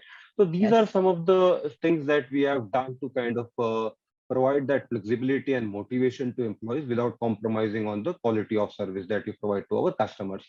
So those are the key things that we did. And then flexibility, and then besides this, what we've also done is we looked at the career pathing side of it, right? If you look at it traditionally, we look at career pathing in a linear fashion. We look at Oh, career as okay. career ladder, right? Yeah. So our approach now is, can we look at a lattice instead of a ladder? So you Yep. don't get to just grow vertically, but grow multidimensionally. So we kind of opened those avenues for our employees to see what is it that you're really keen at doing, right? Can you if you are inclined to do something different from what you're doing today, you have the opportunity. So we try to create a virtual talent marketplace kind of an environment for our people to keep them motivated. And I think this was one of the key observations that came in from the or learning from the great resignation that we experienced last year, right? One of the asks was the reason for leaving was burnout factor, uh, Yep. career growth aspiration, etc. We tried to address all of that.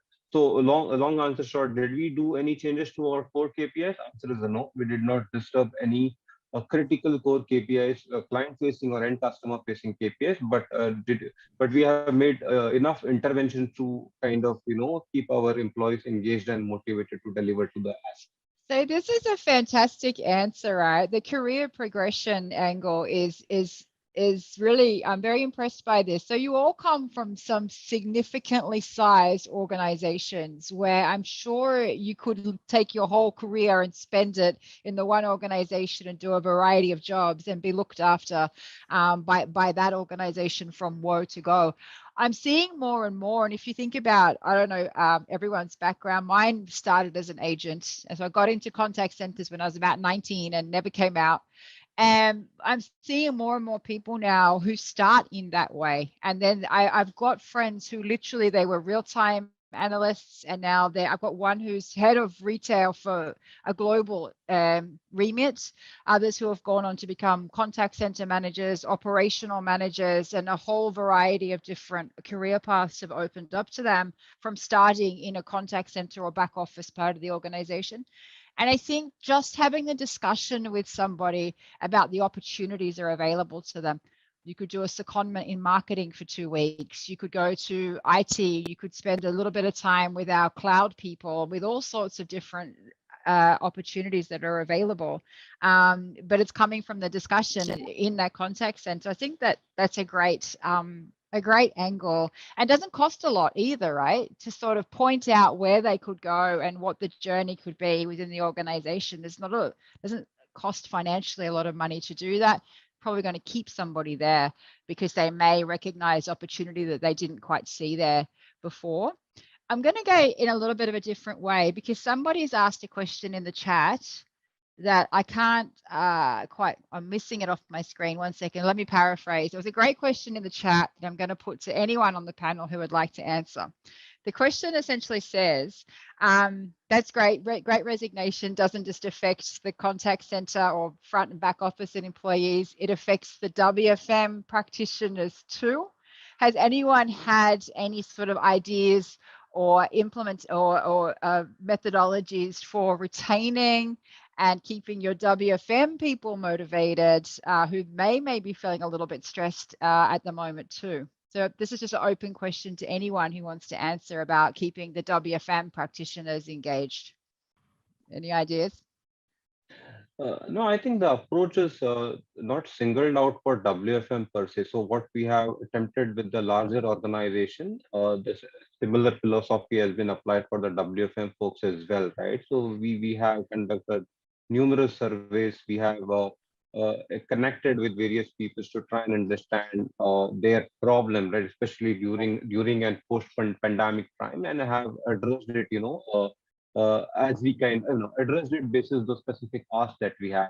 So again, what have we done for WFM? We looked at again the team members' aspirations. I mean that's on the career side, and on the stress and other aspects. Again, we have looked at things very holistically. We try to address emotional or mental related issues, financial problems, and then again the physical fitness aspect through our HR engagement practices, right?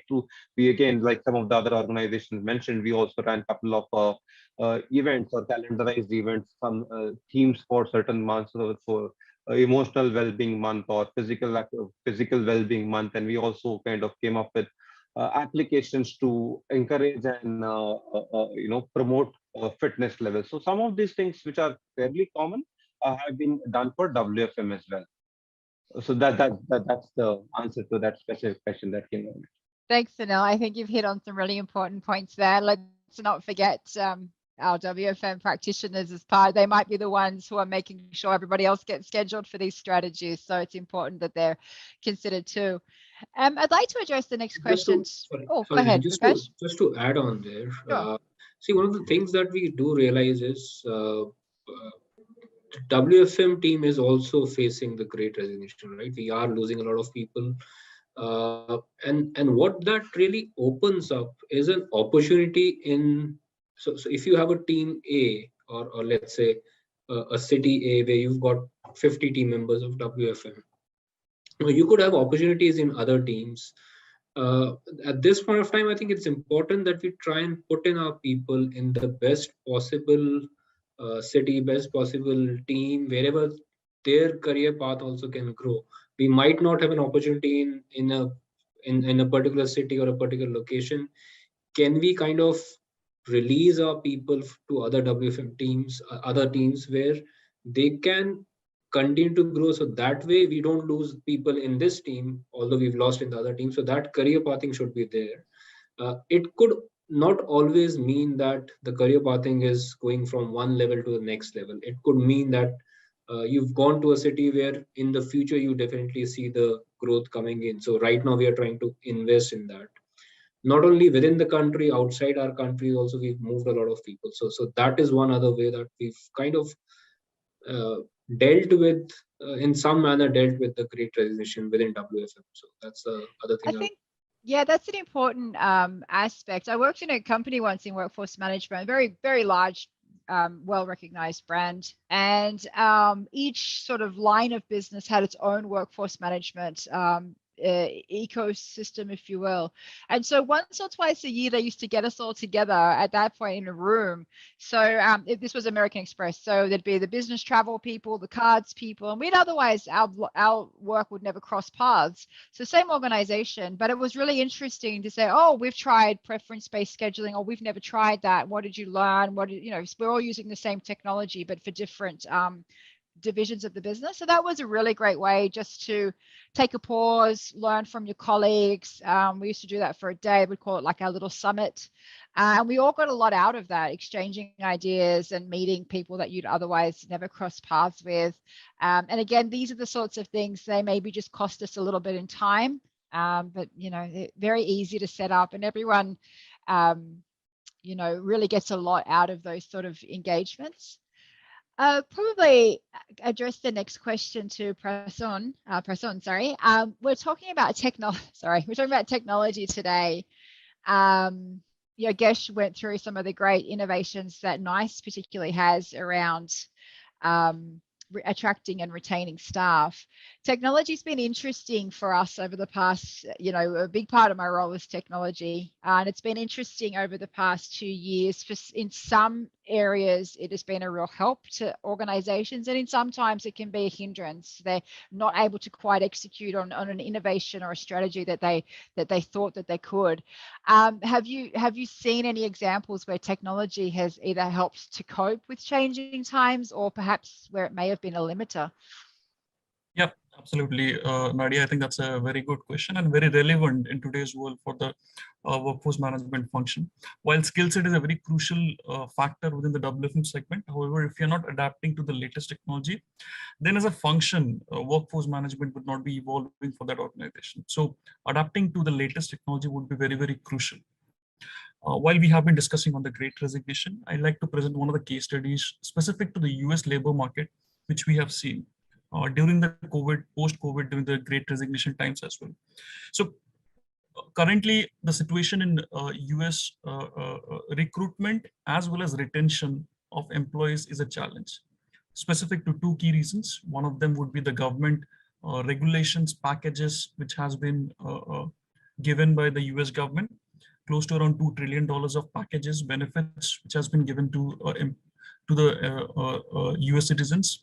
For an example, you get unemployment bonus in US, which is close to the wages which usually a medium or a small scale organization would give it to its employees.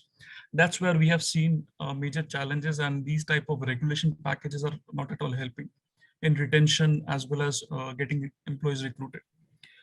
Apart from that, we have also seen non-BPO jobs, a spike in those requirements in non-BPO jobs, where also from a wages standpoint, which is 25 to 30% higher than a typical contact center, what we are providing. So in this given situation over the last 2 years, we had to maximize the utilization of whatever resources we have to that extent.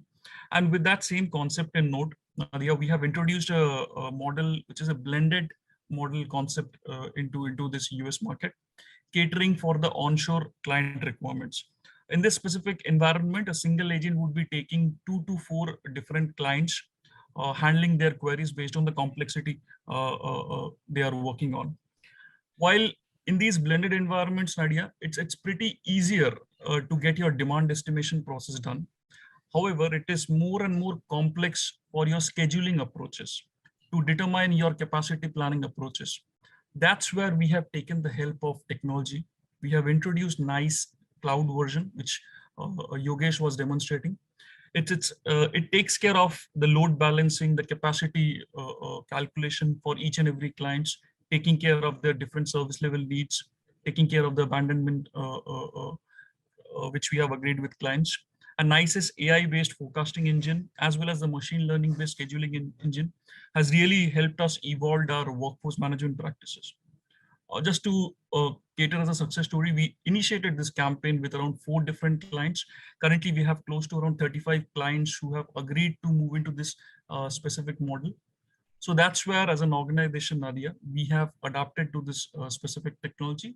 And as an organization, for each and every individual, that's how technology is relevant and more required in today's world. Thank you. That is, I mean, for us at NICE, I know Yogesh has worked tirelessly with you and all the way through. So that's just such a great success story.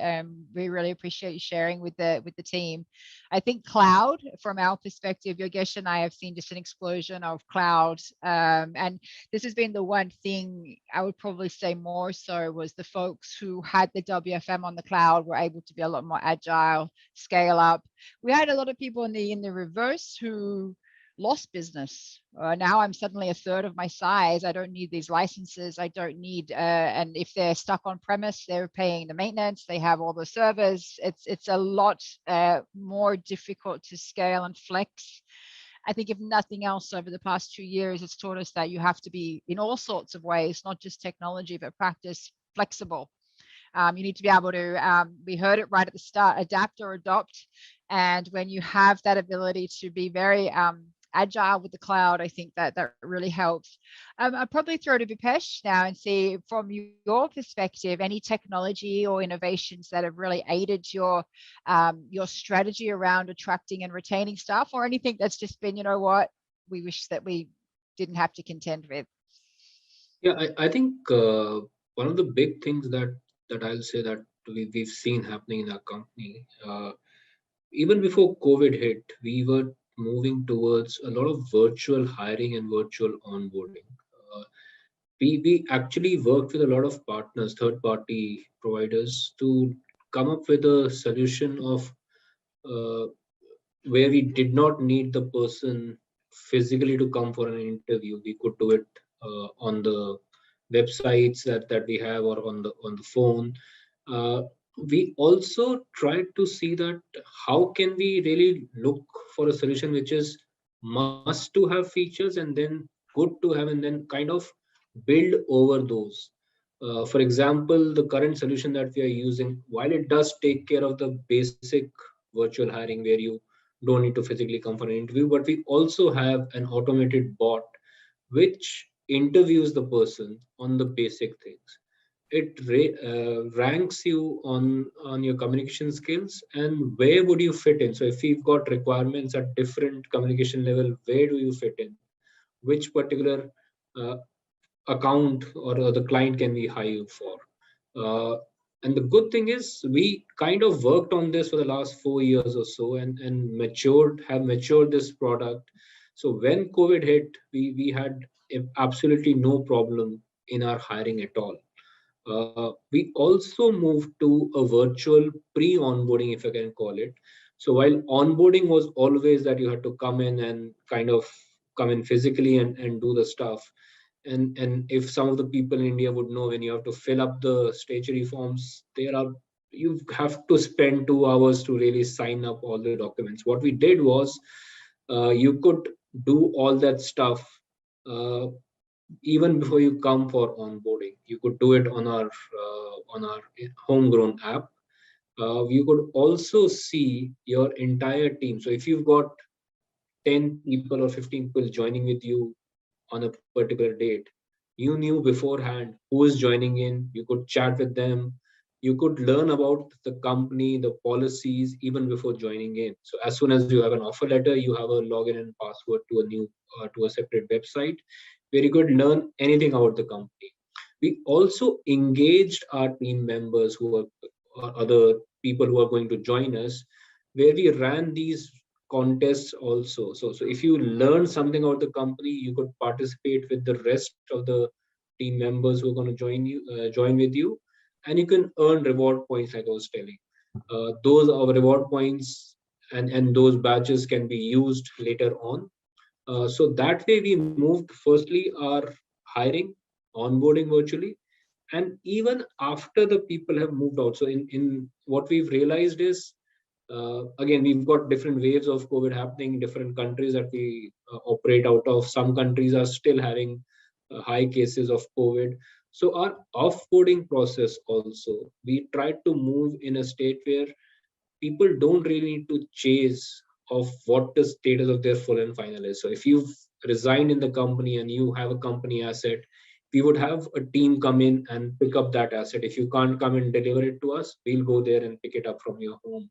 We would provide you a website where you can log in and check your status, because see, when you've resigned, when you moved on, you would want to get your dues for sure, right? So people were struggling that where are my dues, when I'm going to get it. So we've designed a team altogether which just focuses on getting the full and final dues cleared for the employee. So that way, everything that we have is tech enabled.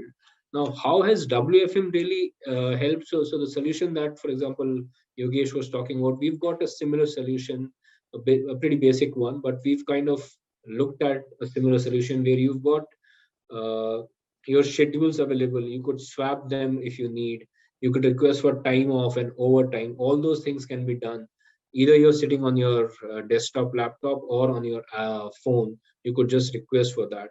So WFM also has kind of embraced the technological needs that we have, and that's how we've put in a lot of stuff in our company.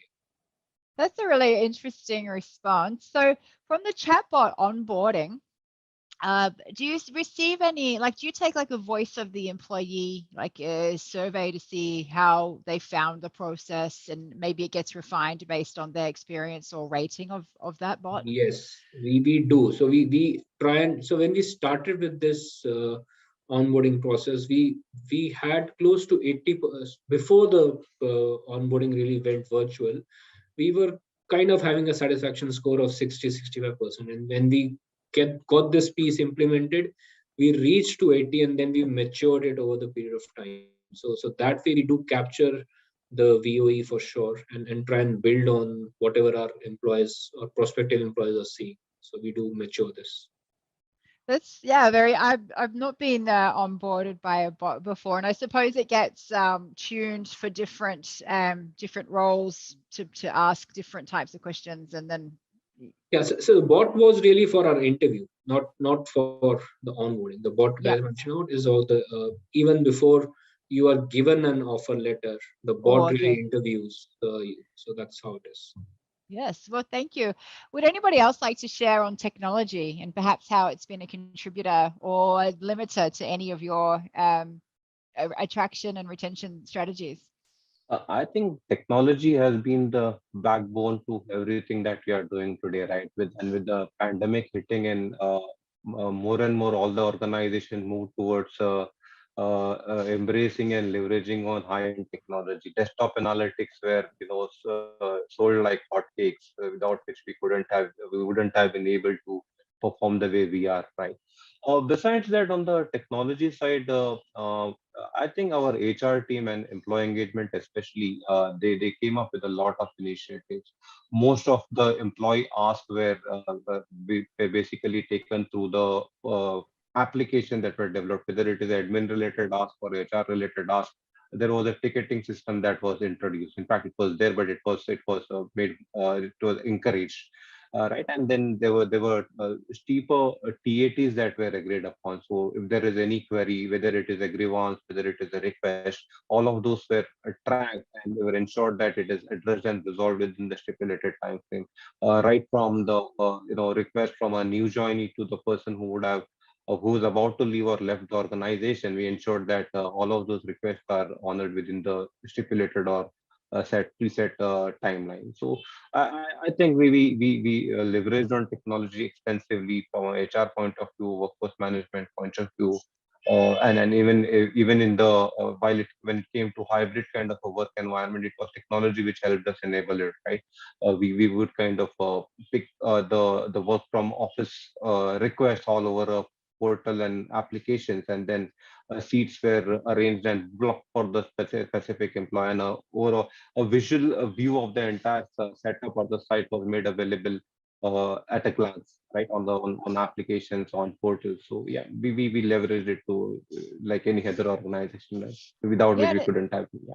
It's been interesting for us as well. We've had a lot of folks who have already had the WFM technology to cater for most of these strategies. Perhaps they were never trained or have never utilized the existing technology in that way.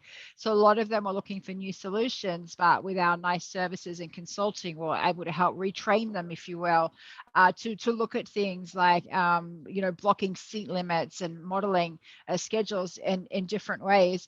Maybe to press on scheduling methodologies then, I mean, we mentioned before some people have changed towards a more flexible scheduling approach, looking at maybe at preferences or split shifts over a variety of different methodologies. Have you had any success with any of these changes in scheduling methodologies? And do you want to share a little bit about that?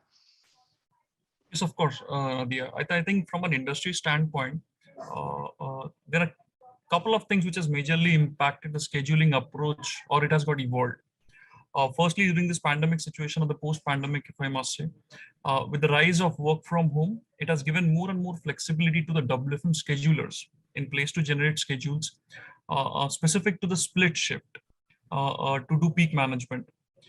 So that's one of the areas where the schedulers have now more and more flexibility to incorporate these split shifts, which would in turn reduce your shift in flexibility, reducing your operational costs. Apart from that, another key aspect, Nadia, which we have implemented out here in Fusion is your gamifying your scheduling approach. What again Yogesh was demonstrating in his presentation as well. What we have done in Fusion is that we have gamified the scheduling approach to a certain extent. We have onboarded the IX and enabled the schedule bidding option out there. So the best performer gets to choose their own shift, and accordingly it will move down the ladder based on the stack ranking which we have in place. That's how we are also gamifying the WFM to a certain extent to boost up the performance. We have seen KPIs like NPS where it has significantly impacted. KPIs like your unplanned absenteeism, which has significantly dropped down due to these gamifying the scheduling approaches out here. These are certain areas where we have seen this impact. That's so you're seeing that the unplanned absenteeism has dropped because we're able to maybe satisfy a shift preference. So instead of saying, I'm just not going to call in, I'm going to call in sick today, they're able to, I guess, be partners in the WFM process, convey what they would like to work, and therefore people are more likely to turn up for the shift, is it? Yeah, absolutely correct. So the schedules, previously what we used to do is around 2 weeks of schedules in advance, which we used to roll it out. But now it's a 4 to 6 weeks of schedules which we have in place. So now it gives enough time frame to the employee so that they can plan their other activities accordingly. And within the shift, it's not an unplanned absenteeism which we would see. They can plan out their day or across the week accordingly. That's where we have seen close to around 7% reduction in terms of unplanned absenteeism Wow. within the APAC region. Yeah, this 7% is a pretty significant drop. If you can imagine the flow-on effects from having, if you think about even what it's like for the remaining staff when those people calling sick, so the occupancy is high, they get there. So it creates, when we have a high unplanned absenteeism, it just creates a whole culture of negativity around it. For everyone else left behind, they're getting slammed. The customers maybe not getting serviced in the time frame that they would want. By the time the interaction reaches the employee, they're angry, the sentiment is low, and then people start to abandon when they can't get through. So to be able to say we've reduced unplanned absenteeism by 7%, I think I heard somebody else saying shrinkages were a real problem as well. This is very, very interesting to see the direct relationship between having the employee give their preferences and be part of the process to a better outcome for the employee, because they're getting the shifts that they want, and for us operationally because we've reduced the unplanned absenteeism. Has anybody else changed their scheduling approach and would like to comment on the panel? So we haven't per se changed the scheduling approach. I mean, because we anyways went ahead and told our people that it's an open schedule for you, right? I mean, you're free to work based on certain windows and patterns that were pre-allocated. But one thing that Prasun was talking about, the gamification in terms of performance-based schedule. So it was not directly related to shifts, but what we have done at this point, as we plan for certain portion of our people, a certain cohort of our people to return back to office in certain regions and for certain businesses. That is being gamified from perspective that if you are performing at a certain level, if you are meeting certain KPIs and metric, we give them that leverage that, okay, you plan for your day of return, right? Your window to return is 6 months down the line, 3 months down the line, 2 months down the line.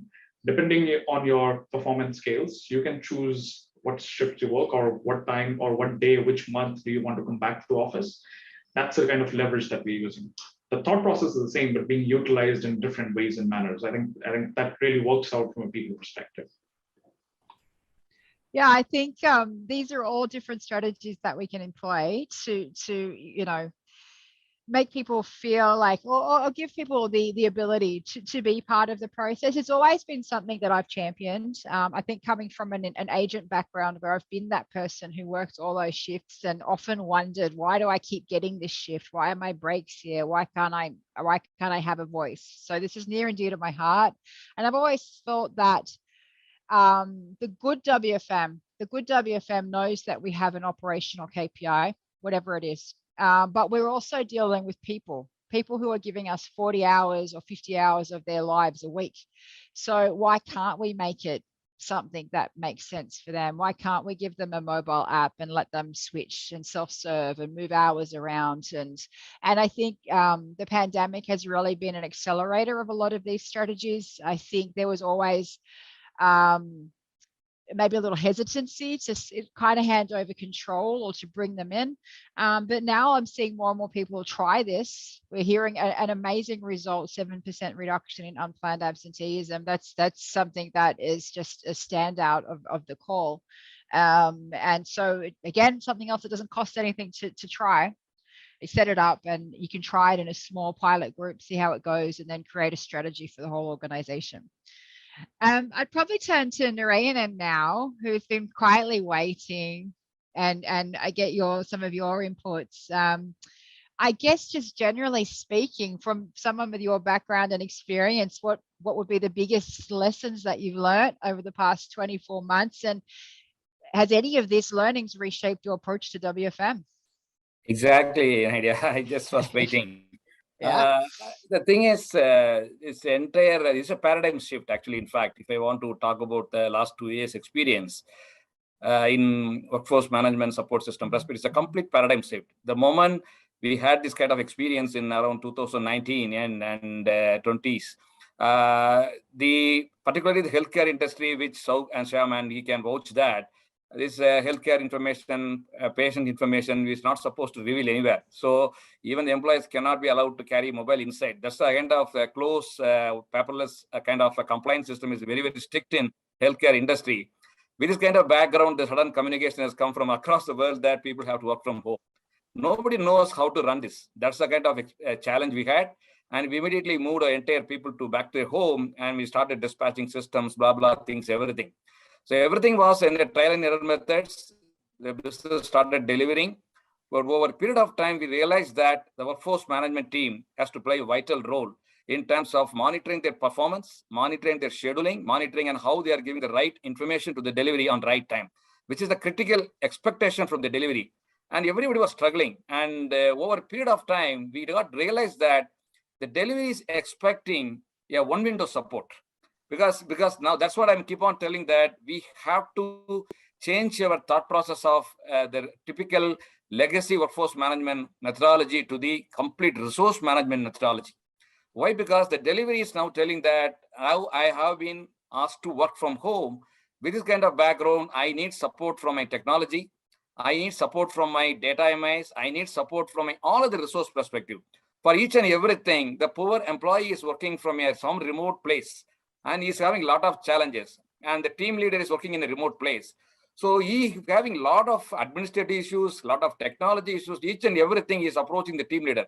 Over a period of time, the team leader is spending predominant time in administrative hassles. He's not able to focus on the hardcore delivery. That was one of the biggest learning we found. And because of that, it is not his cup of tea.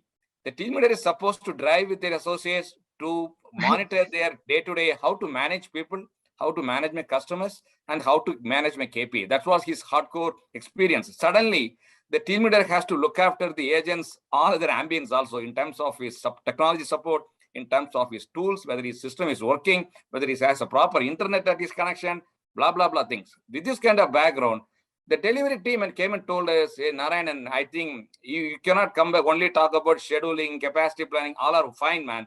We need a one window support. How can you support the entire organization with your team? I don't have time to interact with the IT. I don't have time with technology. I don't have time with the admin. I don't have time with anybody else. For me, you are a one point window. Can you support me in all aspects? So we just completely revamped the team, created multiple layers in the team. Within 3 months, my team size has become from 75 to 225. Okay. And that's the kind of revamping done in the team with the multiple skills. Then finally, what we did is we created a one window system, support system, and thereby any support from employee in terms of doing his day-to-day delivery, whether it is a manpower, whether it is a system, whether it is a internet, whether whatever may be, they can approach the resource management team. The resource management team will give the complete answer. First of all, somebody has to listen and somebody has to answer to the query. That's the kind of process we designed. But it's not an easy job. Still, there are a lot of nuances because the team leaders always used to find reasons to excuses to their management that, because my internet is not working for last 2 hours, my downtime is extremely high. Customers doesn't have the patience to listen to all these excuses. End of the day, customer is telling, I want my numbers. That's all. Yeah. So that's what the end of the day, that's the final ballot for any industry. So from that perspective, the complete paradigm shift has happened from the typical workforce management process to the entire resource management workforce. We are managing everything now, including we are creating a hub and spoke. Because the predominant point, what Nadia I could learn, the power of employment has shifted from employer to employee now. That's a phenomenal shift has happened now. The power of employment. Previously, we used to dictate, okay, this is your salary, this is what your conditions and terms, and you have to work like that. Now it is reversed. The buyer's market. Exactly. Buyer's market, right? Exactly.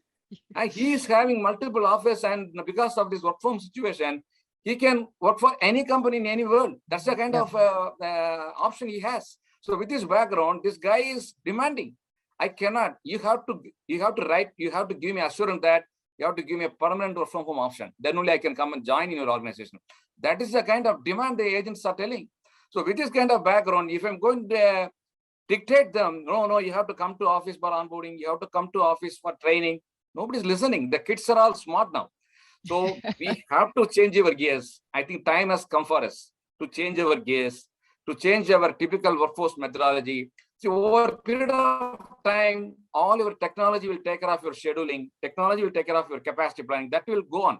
That over a period of time, it is going to be autopilot process. But now we need to change our gears and understand the business needs based on the dynamic market requirements and go with delivery team and how delivery team is getting a feel that, wow, workforce management or resource management, whatever you call it, they are with me. When I'm in crisis, they are with me, shoulder to shoulder. They are working with me. I'm able to deliver collaboratively to my customer. That's what the expectation. So the entire workforce management concept is being transformed to this resource management methodology, and they're giving a one window support to the delivery. That is what I'm trying to do it, Nadia, but it's a long way to go. I definitely need a lot of support from all the workforce management experts right now here. So that's what I'm just using this opportunity to share my requirement, whatever where you can take it. Definitely we need to think in that direction. The next 5 years down the line, I'm telling you, the entire industry is going to be changed. The hub and spoke model. Because any industry is now telling that we have tasted, the finance guys have tasted the result of the from home because of the cost saving. So the BCG expenses and your workforce management expense, they are comparing, they're making a good amount of 2 to 3% elevation in the EBITDA. So now they're revisiting, can I go with a permanent hybrid model? So Narayanan, can you come up with a model, hybrid model for next 5 years down the line? The budget has been revisited based on this hybrid model. So that's the kind of revisiting has happened. So now the time has come to change our gears and think something differently from the out-of-box thinking, Nadia. That's the only way we have to think. That's what I thought of sharing my experience with this team. And whoever any good questions, anything else want to clarify, I'm happy to do that. I want to learn also from their experiences. Well, I'm seeing a lot of nodding heads. I think if I can put Posh on the spot, because I see you nodding and smiling a couple of times there. Do you want to ask or contribute on the back of this comment? No, that's right on head, Narayanan. Thanks for bringing that up, because FIS is a fintech and we are driven by InfoSec and risk and all those compliances. And trust me, all our clients wanted to work from office because of multiple regulatory requirements, because we're heavy on banking and payment side. So you can imagine so many things can go wrong. But over a period of year, even they have now got a taste of work from home, right? Now they understand, okay, we can leverage technology and get rid of some of the limitations that we have seen from risk and InfoSec, right? We can find a way. And it also gives them a little bit of flexibility on the pricing, right? So we may not be charging them $1 now, but maybe 80 cents just for an example. So they also get a benefit out of it. So that has absolutely happened. And as you rightly said, technology keeps in. If I look at when I was an agent, right, almost 15 years back, technology was way back behind, right? And we were still operating out of Excel files. And now technology has taken a leap. And I'm sure this is the most important period for WFM, and not only WFM, for entire BPO. In next 5 years, it will be a huge leap from technology perspective. So yes, I totally agree with your thought. But yes, I think this is the time when likes of Yogesh and your technology from NICE perspective, and we heavily use it to Yogesh today. Entire of our organization uses NICE. So I think this is the right time for that leap to happen. Absolutely. Anybody else like to comment on the back of what we're hearing here? Sunil, you can see you're off mute. Yeah, so I completely agree with Narayanan and Pamposh's views, right? What we thought was impossible 2 years ago, now it is given, isn't it? So when the pandemic hit, prior to the pandemic, nobody ever thought that all of us are going to work from home, especially the BFSI industry, isn't it? So there was this mental block, and I'll just say necessity is the mother of all invention, isn't it? So you had to either adapt yourself to this change, or you wouldn't survive, right? So yeah, great changes have happened with this pandemic, but technology solutions and innovation has only accelerated.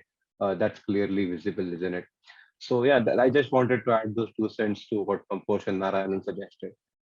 Exactly. Thank you so much. In fact, our Indian families, I'm telling you, is not ready for our night shift operations from work from home perspective also. Okay, that's a one of the perennial challenge we are facing. We can give all our customers are from US, but that's fine. But in we are India, we are a developing country. Okay, try to understand the ground reality. Our Indian families are not ready for night shift, but still we are asking these employees to work from home.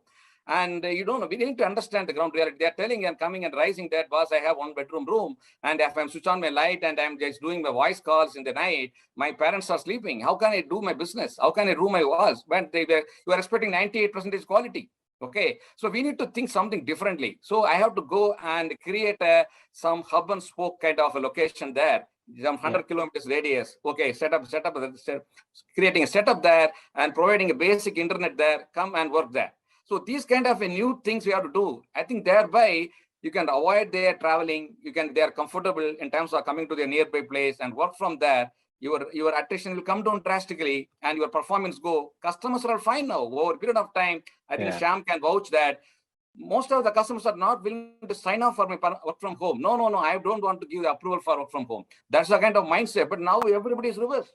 No problem. Please go ahead with work from home. I don't have any issues. So with this background, we need to work with customers, create a good business model, and thereby make some good support system to the employee. If you are able to get saving, give some discount to the customers also. So that collaboratively work with the customer and create a good partner system, and thereby hybrid model. That's the future of the day. I'm telling you. You cannot expect the people to come to office. I'm telling you, that's a real scenario now. Yeah, that word hybrid is important. So Yogesh and I were preparing for this and we're looking at his slides and I'm saying, oh, you can tell everybody to work from home and the employee said, he's going, Nadia, he goes, not everybody wants to be at home. He goes, we have large sections who like you mentioned, their home life is such that it's difficult to find a space for or whatever it may be. So I think it's about being adaptable, having different approaches that suit different parts of your employee base and being able to offer a selection, which challenges a lot of companies who are used to, as you mentioned, you all work in the office, you all come here, or you all work from home. And so it's coming up with that mess, I guess, or that, hybrid approach that has something that provides the best for everyone. We're seeing in Australia, a little bit of a different thing where employees are now having the right to disconnect. So if I am working from home, then I need this right. Stop bothering me. Stop messaging me all day long. And for some of the government sectors, it's literally now becoming a legislation that you have to stop people. So it's about, I guess, a communication and a working environment that actually makes sense and gives the employee a construct in which to come and deliver the best level of service for the organization and for your customers. Maybe back to you again, Narayanan, about your roadmap. What are you thinking about your WFM of the future? We've spoken about some of the challenges that you have today. Any thoughts about what we won't hold you to it and come back in 2 years and say, hey, you told us COVID was over, but any thoughts on what the next 24 months could be like in relation to WFM for you? Exactly.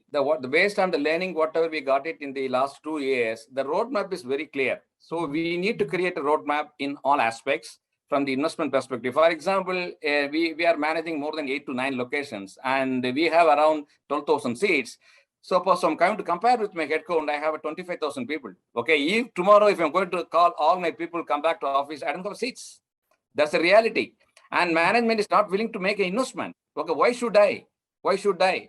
That's the kind of a feel they have from the CFO perspective. So that's a good expectation. So now we need to think, I'm just prioritizing my customers, prioritizing my skills, and based on that we are making a decision that, okay, out of my total capability, almost 40 to 50% they are doing extremely good in terms of virtual training, in terms of their day-to-day work, in terms of their comfort zone. So this 40 to 50% I can allow for permanent work from home, nothing wrong. So how can I create a complete hybrid model with new policies from HR, new policies from compliance, change the policies, nothing wrong. At the end of the day, all your documents, your paperwork, policy, everything is finally in line with your team of work, right? Otherwise, what is the benefit? So we are changing the policies, we are changing everything, and thereby creating a permanent work from home model also. Some 40 to 50% work from home, and how to create that setup for that. The remaining 50 to 60%, how we can create a rotational model, bringing the people back to office for initial training, nesting period, give all the basic things to them. And once they reach the optimum productivity, then give an option. It's not entitlement. Give an option to the employee that, guy, you reach the optimum productivity, you can work from home and I will give you everything. But if there is a requirement, you can come to office. That's the kind of. Do you have to set like a minimum spec for working from home? So if you are going to work from home, then the organization sets like you must have an internet with the speed, you must have these sorts of, they need to, so they have. The recruitment team is as usual because of the current market. They are always trying to take the whatever benefits in the market, right? You know that. So we are working with the recruitment team very closely, but somewhere you have to set the expectation with the kids from day one. And even going to the next stage of putting all the conditions even in the appointment letter. So that's what we are telling, that you have to have this minimum speed. Because somebody is coming and asking that, no, I want from day one, I want to work from home. Fine. Then we need to assess the capability and assess their verification of employees. Here, the market is employee market. And I could see some dual employment also. Frankly speaking, see, some of the challenges, we have to accept the reality. Because of the current 2 years, employees are taking the advantage of things also. So we could see in the last 2 years, I could see dual employment. Because people come and say, no, PF Provident Fund cannot be given to all these things, fine, but nobody's care about it. Okay, I'm fine because I'm doing some transactions here, getting money from ex-customer. I'm doing some other transaction for other company. How can you monitor that? Okay. So dual employment is there. So that's the kind of practicality is going on. So we are trying to understand everything and create a permanent model by way of creating a verification process and how compatibility study, and thereby creating a very strong verification process, thereby ensure that the employee is working for you only. That's the kind of system also introducing. I've always feared that in that model you describe, where you don't really know them, they've come on, they want to work from home straight away. I always fear that perhaps they don't identify with the organization so well. So I'm nice, I have a nice shirt on, I know all about NICE, I'm loyal to this organization. But when they've never stepped in the office, part of me just wonders, I don't know if anyone has a thought on this, like what is the retention of somebody when they come on? Are they always looking for the next thing because they don't, you know what I mean? They're not as familiar with you. You've never met them. They've never come in. Do they leave more frequently? Correct. Even though we are allowing them to work from home, and we have created a HR business partner process perspective, what they are telling that at least once in a month and once in 15 days or once in 2 months, we are allowing the employees to come to office. Okay, the nearby. That's what we are creating, these hub and locations and hub and spoke locations. So these guys can come to office and just shake hands with the team leader.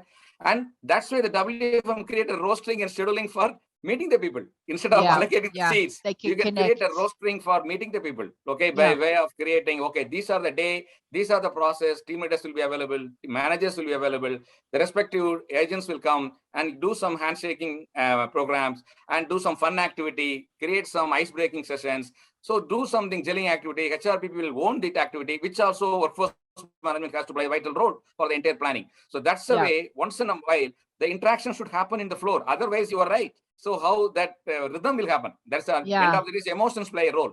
So that's kind of fine-tuning and tweaking also we are creating. That's what Nadia, this is still a learning process. We don't know. There is no tailor-made process. We are doing tailor and method only and try to learn everything and accordingly tweak the process. I think, Bhupesh, I saw you sort of nodding at a few points in time. Any thoughts on what we've just been sharing and your own experience and your own maybe roadmap for WFM? What could the next 24 months look like for you and your organization? Sure, definitely. We are just creating that. But as a overall principal decision level, we are very clear. We are not going to bring everyone back to office. We don't know. Fourth wave may come, I don't know. Though we are very clear, 40 to 50% can work from home permanently, remaining 60% can work from office, and how we are going to create a model for this hybrid model. So that's the kind of exercise we are doing, and we have to create that model for the next 2 years, and accordingly, the entire system have to be revamped. All your basic support mechanisms should be completely revamped, including technology, admin, HR, everything, including all your functions. And I'll agree to that. I think what Narayanan is saying is, see, the hybrid model definitely is here to stay. In the last 2 years, like a lot of us would have seen, when we never thought that such mass work from home would happen, that is the reality right now. And it for a lot of third-party BPO providers, it has really helped us save a lot of cost. And that is definitely something that we would want to continue with. Now, if our in the last 2 years, if our costs have been going down, the expectation now from the management is that that's the way it will continue. But as we are getting some people back to office, we've seen our facility cost. In India, we do provide transportation for some of the cities, so the transport cost has been going up. How do we try and maintain a balance of what is the right cost, what is the right work from home, and what is the right work from office? That is a balance that we guys will need to do. Now, how do we try and do that? I think as long as the clients, and like we were saying, a lot of clients have been open for working from home. So if the clients are continuing to be open, that people can work from home, we would want to continue with that model. The important thing for WFM to do is really measure the right amount of productivity that people are giving. While we've seen people giving higher hours, I heard someone say that the quality of the productivity has definitely gone down. If they are still there for 9 hours, 10 hours logged in, are they being really productive? I think that's the question that we need to solve for. So for WFM, we need to ensure that we continue to plan for work from home and still try and measure the right amount of productivity. That's the challenge I think that we need to really solve for. And we do need to have some of the tools which are available in the market. We have to deploy, we have to do tech infusion, as we call it, to really do that stuff. That's very, very important.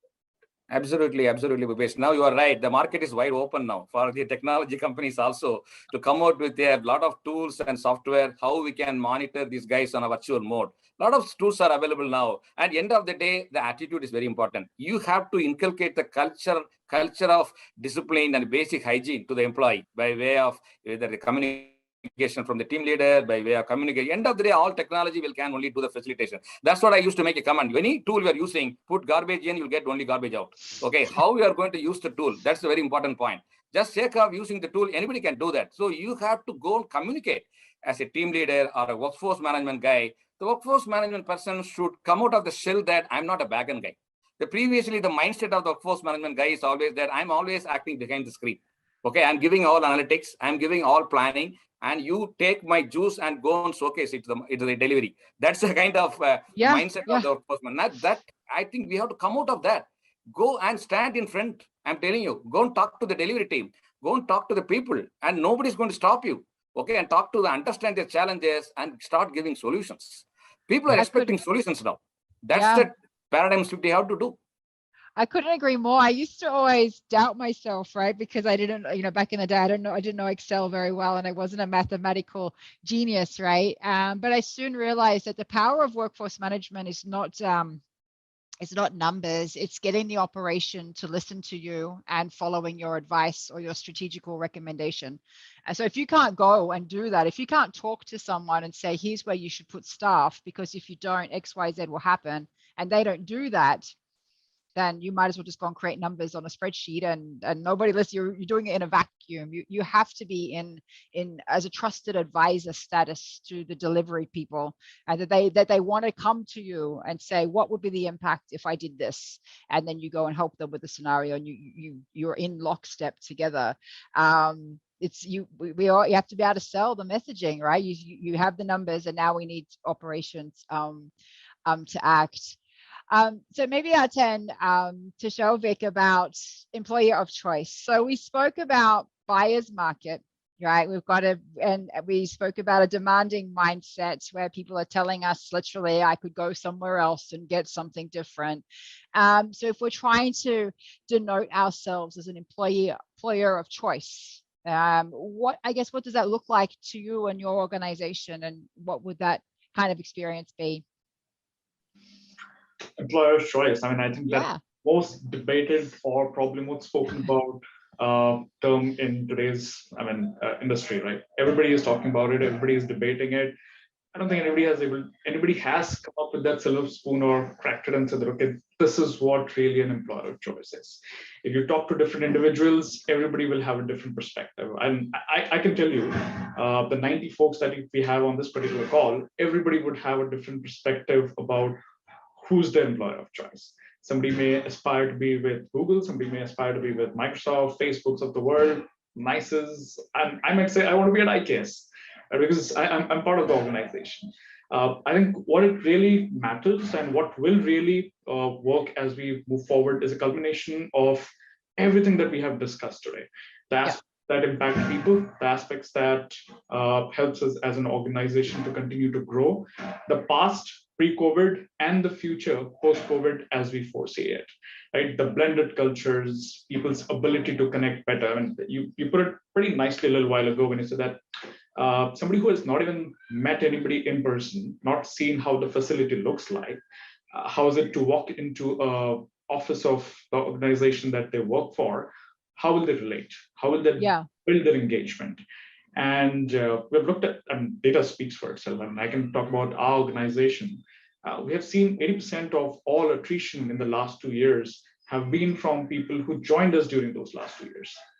Right? People that we have retained primarily are the people who actually have visited our facilities, have met people, done training in-house, have built some kind of connect with their supervisors, management, etc. Those are the people who stay back. So without a doubt, walking in, building that connect, building that relationship is what people look forward to. And as Narayanan said a little while ago, today's millennials, as we call them, are smart. They're no longer difference, but also whether they are walking in to get a better life, a better outcome, better career path, that may, unless we as organizations are that, okay, you are getting the compensation, you are getting paid for what you do, but we also give you a visibility into what you can be, right? That insight. I don't think people will be around for a while, right? They'll be there for their short-term goals and objectives, not to really grow in their careers, right? Yes. And all of that starts with their experience of understanding the organization. It starts with understanding, learning, and trying to figure out where does this organization fit into my scheme of my career. I have certain aspirations. Will I be able to meet that working here? Will I achieve some of those perspectives, some of those understanding by working over here? That's what people are really looking forward to. And I think one of the other aspects is, how does WFM really contribute to all of this? And a great point that I think Narayanan made and Bhupesh also added to it is the traditional workforce management has to move away from just workforce management to engaged workforce management. Unless you really understand what your delivery partners or operating teams, as we call them, what their real needs are. It ultimately will end up in spreadsheets. That relationship that you were just talking about, whether they trust us, whether they believe that we can solve for a problem, we can solve for their problem on an Excel sheet, or we can really understand what their core problems are, what the business is all about, what are they really suffering, and then come up with a solution, right? I think, and this is really critical. I mean, they're our biggest customer in workforce management, right? And if they're not buying what we're selling, then we're not meeting the need, right? We're just people who are sitting there, and people just think we just create rosters and that's all we do. But that you're right, employer of choice means definitely different things to different people, but I think there's attributes of an employer of choice. I think hearing the voice of the employee is one of the biggest things. So actually listening to the feedback that you're getting, being collaborative. For me, I would say an organization that's collaborative, that's transparent, and I guess that respects the time of the employee. We're coming into the concluding part of the session. We've officially answered all of the questions. So I'd like to maybe just throw back to the panel if anybody else has any thoughts on, what does make an employer of choice? What kind of attributes do you think are critical, again, to making you stand out and help you get through this time of the Great Resignation? Nadia, I think Souvik, Kamposh will come to you next. Oh, sure. sorry. Oh, no, go ahead. I thought Sunil was just bit you. Yeah, Go no, ahead. that's fine. That's fine. No, Sunil, go ahead. Go ahead. I'll go around. Yeah, go ahead, All right. Sunil. So to me, employer of choice is someone who stays true to the employee value proposition, right? So employers need to provide the much required learning, the upskilling to their employees, carve out a career path which is not just a vertical, a ladder, but it should be multidimensional. So you get options to move around the organizations and try some of the things that you really aspire to. And three, you need to create an enriching culture that is empowering. So if you are able to satisfy all of these needs, I think you would address most part of the employees ask, and that's my view on what employer of choice would ideally mean. Thank you very much. Kamposh, did you want to address? No, yeah. So I was just kind of reflecting on what Souvik said. So a lot of team that I lost, and I had attrition of less than 1% all these years, and then all of a sudden things changed for me. And most of these people I lost, the second string, I'd actually never even spoken to them, right? They came and they went. Yeah. And that made me think that you take pride when you are in a brick and mortar and there's a company, right? And you associate yourself with that setup, that infrastructure, right? So it gives you that sense of belongingness, right? In a virtual setup, once you shift, it is just a name and a logo that you have and probably an ID card or a laptop, right? You still do not get that sense of belongingness with that company, that connect. So it's easy for you. So you'll not be loyal to that company, right? And all the core team that I had is still with me because that's how we've grown together. So I think for being an employer of choice, it's very important to have more human behavior, right? It has to be empathy, right? The empathy has to be there because the work culture has changed so much, dynamics have changed so much, and the challenges, of course, have gone they've grown even more. So the empathy is there, understanding a person's need, a true need, right? Aspirationally, he may not want to be in WFM for a long period of time. Are you okay for a talent brokering, right? Are you okay? Because a lot of people see workforce management is in such a sweet spot, right? It understands operations, it understands the domain, yet it is not fully analytical, right? And there are a lot of people who go into RPA, BA, these kind of because they know the process design, now they know the domain. So I think it's a stepping stone to do something better. So absolutely, it's very important for organizations to understand the true need of the employee, and then be able to kind of give it back to the employee. Thank you. I think that's some really key learnings. Empathy. We are talking about workforce. We're talking about people. So that always brings a different dimension to what creates an excellent, I think, workforce management practice, is the ability to listen and to be that person who can balance the operational needs with the needs of the employee. Maybe anybody else who'd like to comment on the attributes that you think are important for employer of choice. Yeah, Nadia, I think thanks, Bhupesh. It's about if I can call it, when we hire some of our agents, we do look at soft skills, right? The employees who come in today, if I can call it, they also look at the softer skills of the company. Is the company aligned to the culture that they're expecting? It's not about earning money anymore, I think. Like we are seeing during the times of the Great Resignation, every other company is giving you more money. But where would you want to go? It has to be aligned with our thought process, what the prospective employee is thinking. It is very important, you've touched upon it, the voice of the employee is as much important as the voice of the customer. So if we try and take a feedback from our clients, we do need to take feedback from our employees also and have to act on it. Whatever they are saying, we are still a people industry. As much as automation might happen, as much as RPAs and all these things might come in, we are still driven by people, and it's important that we focus there. The other thing that I think a lot of new generation employees are thinking of is what is, apart from being profitable, the softer side of it. Is there an ESG cause that we have? Do we really contribute to the CSR activities? That people are still are seeing. So I think those things we definitely need to focus on if we need to become the employer of the choice, employer of the people. So people would come in there if they see that this company is aligned with what we are thinking. And one thing I think what really sums up well was the Peter Drucker statement, right? Culture eats strategy for breakfast. Yep. Yeah. So everything that we talk about from a people perspective, unless we inculcate as leaders of the organization, we as people build that culture. Culture doesn't come on its own. What we do, how we behave, how we treat our people, how we engage is what the culture of the organization is. And we can have the best of strategies. If you don't have all of us aligned in the same perspective, I think we'll never be the employer of choice. I think that's a very succinct way to put it. We need to live and breathe these strategies. It's not enough to have a meeting and 5 points on a cultural transformation process that nobody actually goes and does anything with.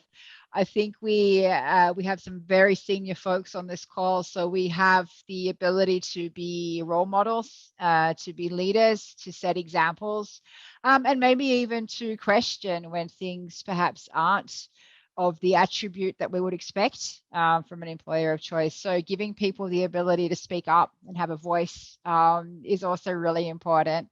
Maybe to Prasanth, do you have any closing remarks on your thoughts on what are the attributes of an employer of choice? Yeah, I think Nadia, I agree with what the panelist has already recommended. For me, an employer of a choice would be where I can relate as an individual to the vision of the organization. So mostly in big organizations, a large-scale organization, what would happen usually is that your CEO would have a vision for that organization, but when it passes on to your respective employees, it gets filters out through a funnel and all. The vision which the CEO has, that is not the vision which reaches out to its core employees. So that's where employee needs to work it out. So for me, my preferred employer would be where I can relate to the organization vision, and I can also work around to help achieve that vision to that organization. So that's what I believe, Nadia. Thank you very much. And we have Narayanan back now, who has had some network issues, speaking of the challenges of working remotely. So to you, sir, we were having some remarks on what we think are important attributes to denote your organization as an employer of choice. I hope you can hear me, and we're wondering your thoughts on that point. Yeah, I think I agree with. Sorry, first of all, sorry for that.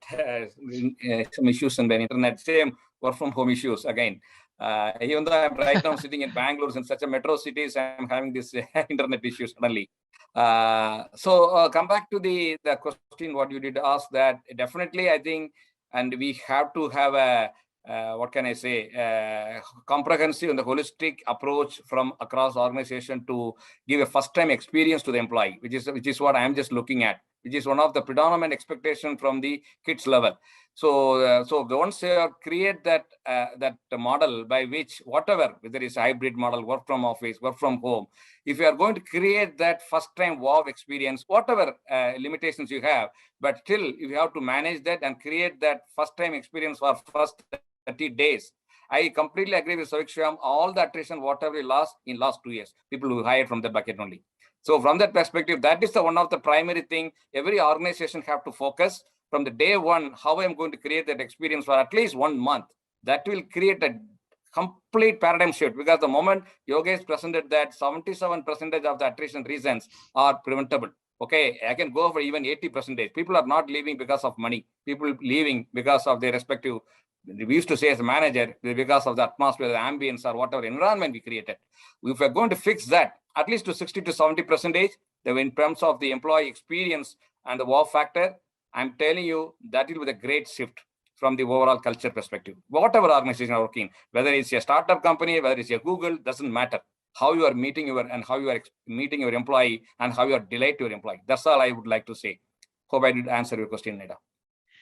Thank you so much. We've really had a broad spectrum of ideas on what would contribute to the attributes of an employer of choice. I think we heard the word hybrids, we heard empathy. I loved the element of career progression, and right in saying that it needs to be a living and breathing culture, I guess, and not just words that exist somewhere in isolation, but nobody actually ever sort of adheres or listens to it.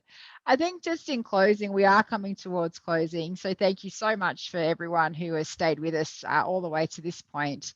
Would anyone like to comment, I guess, perhaps on where to next? I know we had a few commenting on their WFM strategies, but does anybody see, so for my mind and for Yogesh and I, we're working heavily on digital, for example. We're seeing the explosion in different channels that's having a significant shift on WFM. Just if around the grounds, does anyone want to share some thoughts on what they'll be focusing on next for WFM?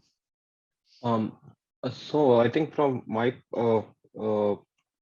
from whatever study I've done in the market, I think the next thing that's going to come in very soon is the gig economy. It is already started. It is evolving, and what we see with cab aggregators or the food delivery platforms in India and otherwise, that's that's so this is all the gig worker concept, right? So it's not very it's not really come up well in the BPO side at this point, but it is going to evolve very soon, especially in the Europe and US market. We have started seeing this transformation or this journey from regular agents to the gig worker. So I think over the next couple of months and years, you will see a significant amount of your staffing in the gig worker. So most of your peaks in your arrival pattern, or if it is a back office, certain peak days of the week, will get addressed to the gig workers or gig force as we call it. So that is the next thing that is going to happen. So as you so with the millennials and the Gen Zs not wanting to work the typical 9 to 5 kind of a schedule, they will look for more and more flexibility in working. They will volunteer to work only a certain hours of the day, certain hours in a week for that matter. So things will start moving away from the regular FT to gig worker as a solution. So in my view, gig worker is the next thing that is going to happen, and that is going to challenge the WFM teams to say, how do you plan for gig workers? How do you factor that in the solution? What do you do about the worker classification of gig? How do you work around the legalities of involving gigs in your staffing solution? So these are some of the things that will start showing up over the next couple of years. So, I think, Yogesh, that was in your video, right? Where she's saying she wants to do something else, and then she's got a part-time job, something else, and now they're doing a little bit of this. So yeah, we're seeing a lot. And definitely we're getting asked a lot more about scenario-based scheduling, where they could try that out. What would that look like? What would the pattern of shifts be? How do they push those out to the employee population? I think anybody else would like to comment on what they see as the next challenge for the WFM before we come into close. I think continuing with what Sunil just mentioned, I think that entire gig economy will continue, of course. I mean, I think we have seen part of it over the years, especially in Europe and North America, where we used to like seasonality-based staffing for certain type of businesses, etc. Now it's going all mainstream. That's what will continue. But I think the other aspect that we look forward to, at least personally, us as an organization, and especially my team that we work around. I think a little while ago, Narayanan was talking about one window solution and how his team grew. That got me really worried. I'm sure some of my team members are on this particular call, because we have been going exactly the other way around. We have been less is more. Right. Yeah. So I think that's other aspect of the industry that will catch on, adoption of technology, how we can continue to do more with less, but do it smartly. That's something that really will make it more important, and not just from a delivery perspective, but also from the financial aspect of every organization. So yeah, that's something that we look forward to. Thank you so much for sharing. I mean, it's an interesting point because, and this is what challenges me every day. Yogesh and I put the same software in, and every customer wants to do something different with it and use it in a different way. And even from an organization down to the line of business level. So what's right for a particular line of business may not be the same across other lines of business. And it really does keep us on our toes to make sure that people know how to drive the WFM for what makes sense for that part of the organization. So I'd like to pause here and I guess say thank you, or definitely say thank you to all of the panelists. We have had such a far-reaching discussion. We've spoken about technology, the advent of cloud. We spoke a lot about different initiatives. Some of the ones that stood out to me were financial well-being sessions and preference-based wellness programs. I loved the theme of upskilling within the organization, particularly from you folks who do come from massive organizations where the opportunity to get in and do something different would be just so enticing and endless. There's so many different ways a career could go in some of your organizations. So that's very interesting to me as well. We spoke about operational KPIs. We heard that some folks didn't change them. They looked at other scheduling methodologies to allow more freedom to the employees rather than changing the way they measure productivity, looking at producing longer lengths of schedules. That came up a couple of times, moving from 2 weeks to 6 weeks. We spoke about onboarding. We spoke about interviews from bots and onboarding process, how we navigate our ways through that when people are in remote or circumstances. We looked at things like preference-based scheduling. We heard the amazing result of a 7% drop in unplanned absenteeism, which is just fantastic through adopting a preference-based scheduling methodology. We looked at all sorts of different ideas that were on the roadmap in terms of keeping the WFM at pace. We heard some of the attributes that contribute, we thought, to being an employer of choice. So it's not just about money anymore, and that the paying people more is a race to the bottom, if you will. At some point, there's a limit to what we can pay people. And now we need to look at other creative strategies with our workforce management practices to attract and retain staff. So I'd like to hand back. I'd like to say thank you to our panelists. It's always insightful speaking to you all. This right here is one of the probably my favorite part of the job, is just lifting up the hood a little bit and peeking into different organizations. I never not come away surprised. There's always someone doing something. They go, oh, I never heard of that before. So you guys have just been fantastic participants. Thank you so much for joining. To the audience, we had a very high amount of audience all the way right just to the last minute or two. So I can see that people were very much interested in everything that you had to say. So thank you so much for joining. Jonathan Lim on the chat, you need to win some sort of award. You asked some fantastic questions, buddy. And so thank you for your questions. Feel free to link in with me. Or you're welcome to continue the chat. I'd like to hand back to Shiva for the closing remarks. Thank you. Thank you, Nadia, for wonderful job of summarizing beautifully and also setting the context and engaging the audience so well. And I found a lot of interesting questions from many of the audience out here. We would definitely, give away good appreciation for good questions that, came through. And it has been a phenomenal start as far as GWFM and NICE APAC event is concerned.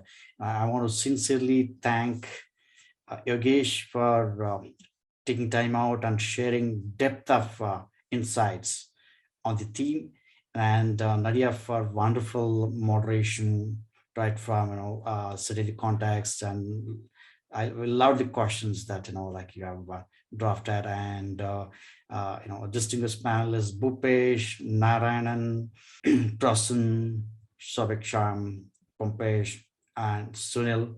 Have been great learning from you all, and I see that a lot of sharings with the great insights from the experiences and also what you have been doing in the organization, and answering to the questions as well as trends now and future of the trends. I really overwhelmed with the kind of insights that you people have shared. I thoroughly enjoyed. I'm sure that we had around 100 audience listening to all of you throughout consistently. And I'm sure that, they have got great takeaways in this process. And dear audience, thank you so much for taking your time out to join us. Please join us on social media. You'll get to see new updates. And also this is live in Facebook, and there's a lot of people watching that out as well. So with this, thank you so much for all the distinguished speakers and lovely audience. Looking forward to connecting with all of you now and very soon. Thank you so much for taking time out, and you have a great day. I'm looking forward to connecting with each one of you. Thank you. Thank you all. Thank you. Thank you for your Thank you, everyone. cheers. Bye. Bye-bye. Thank you, everyone.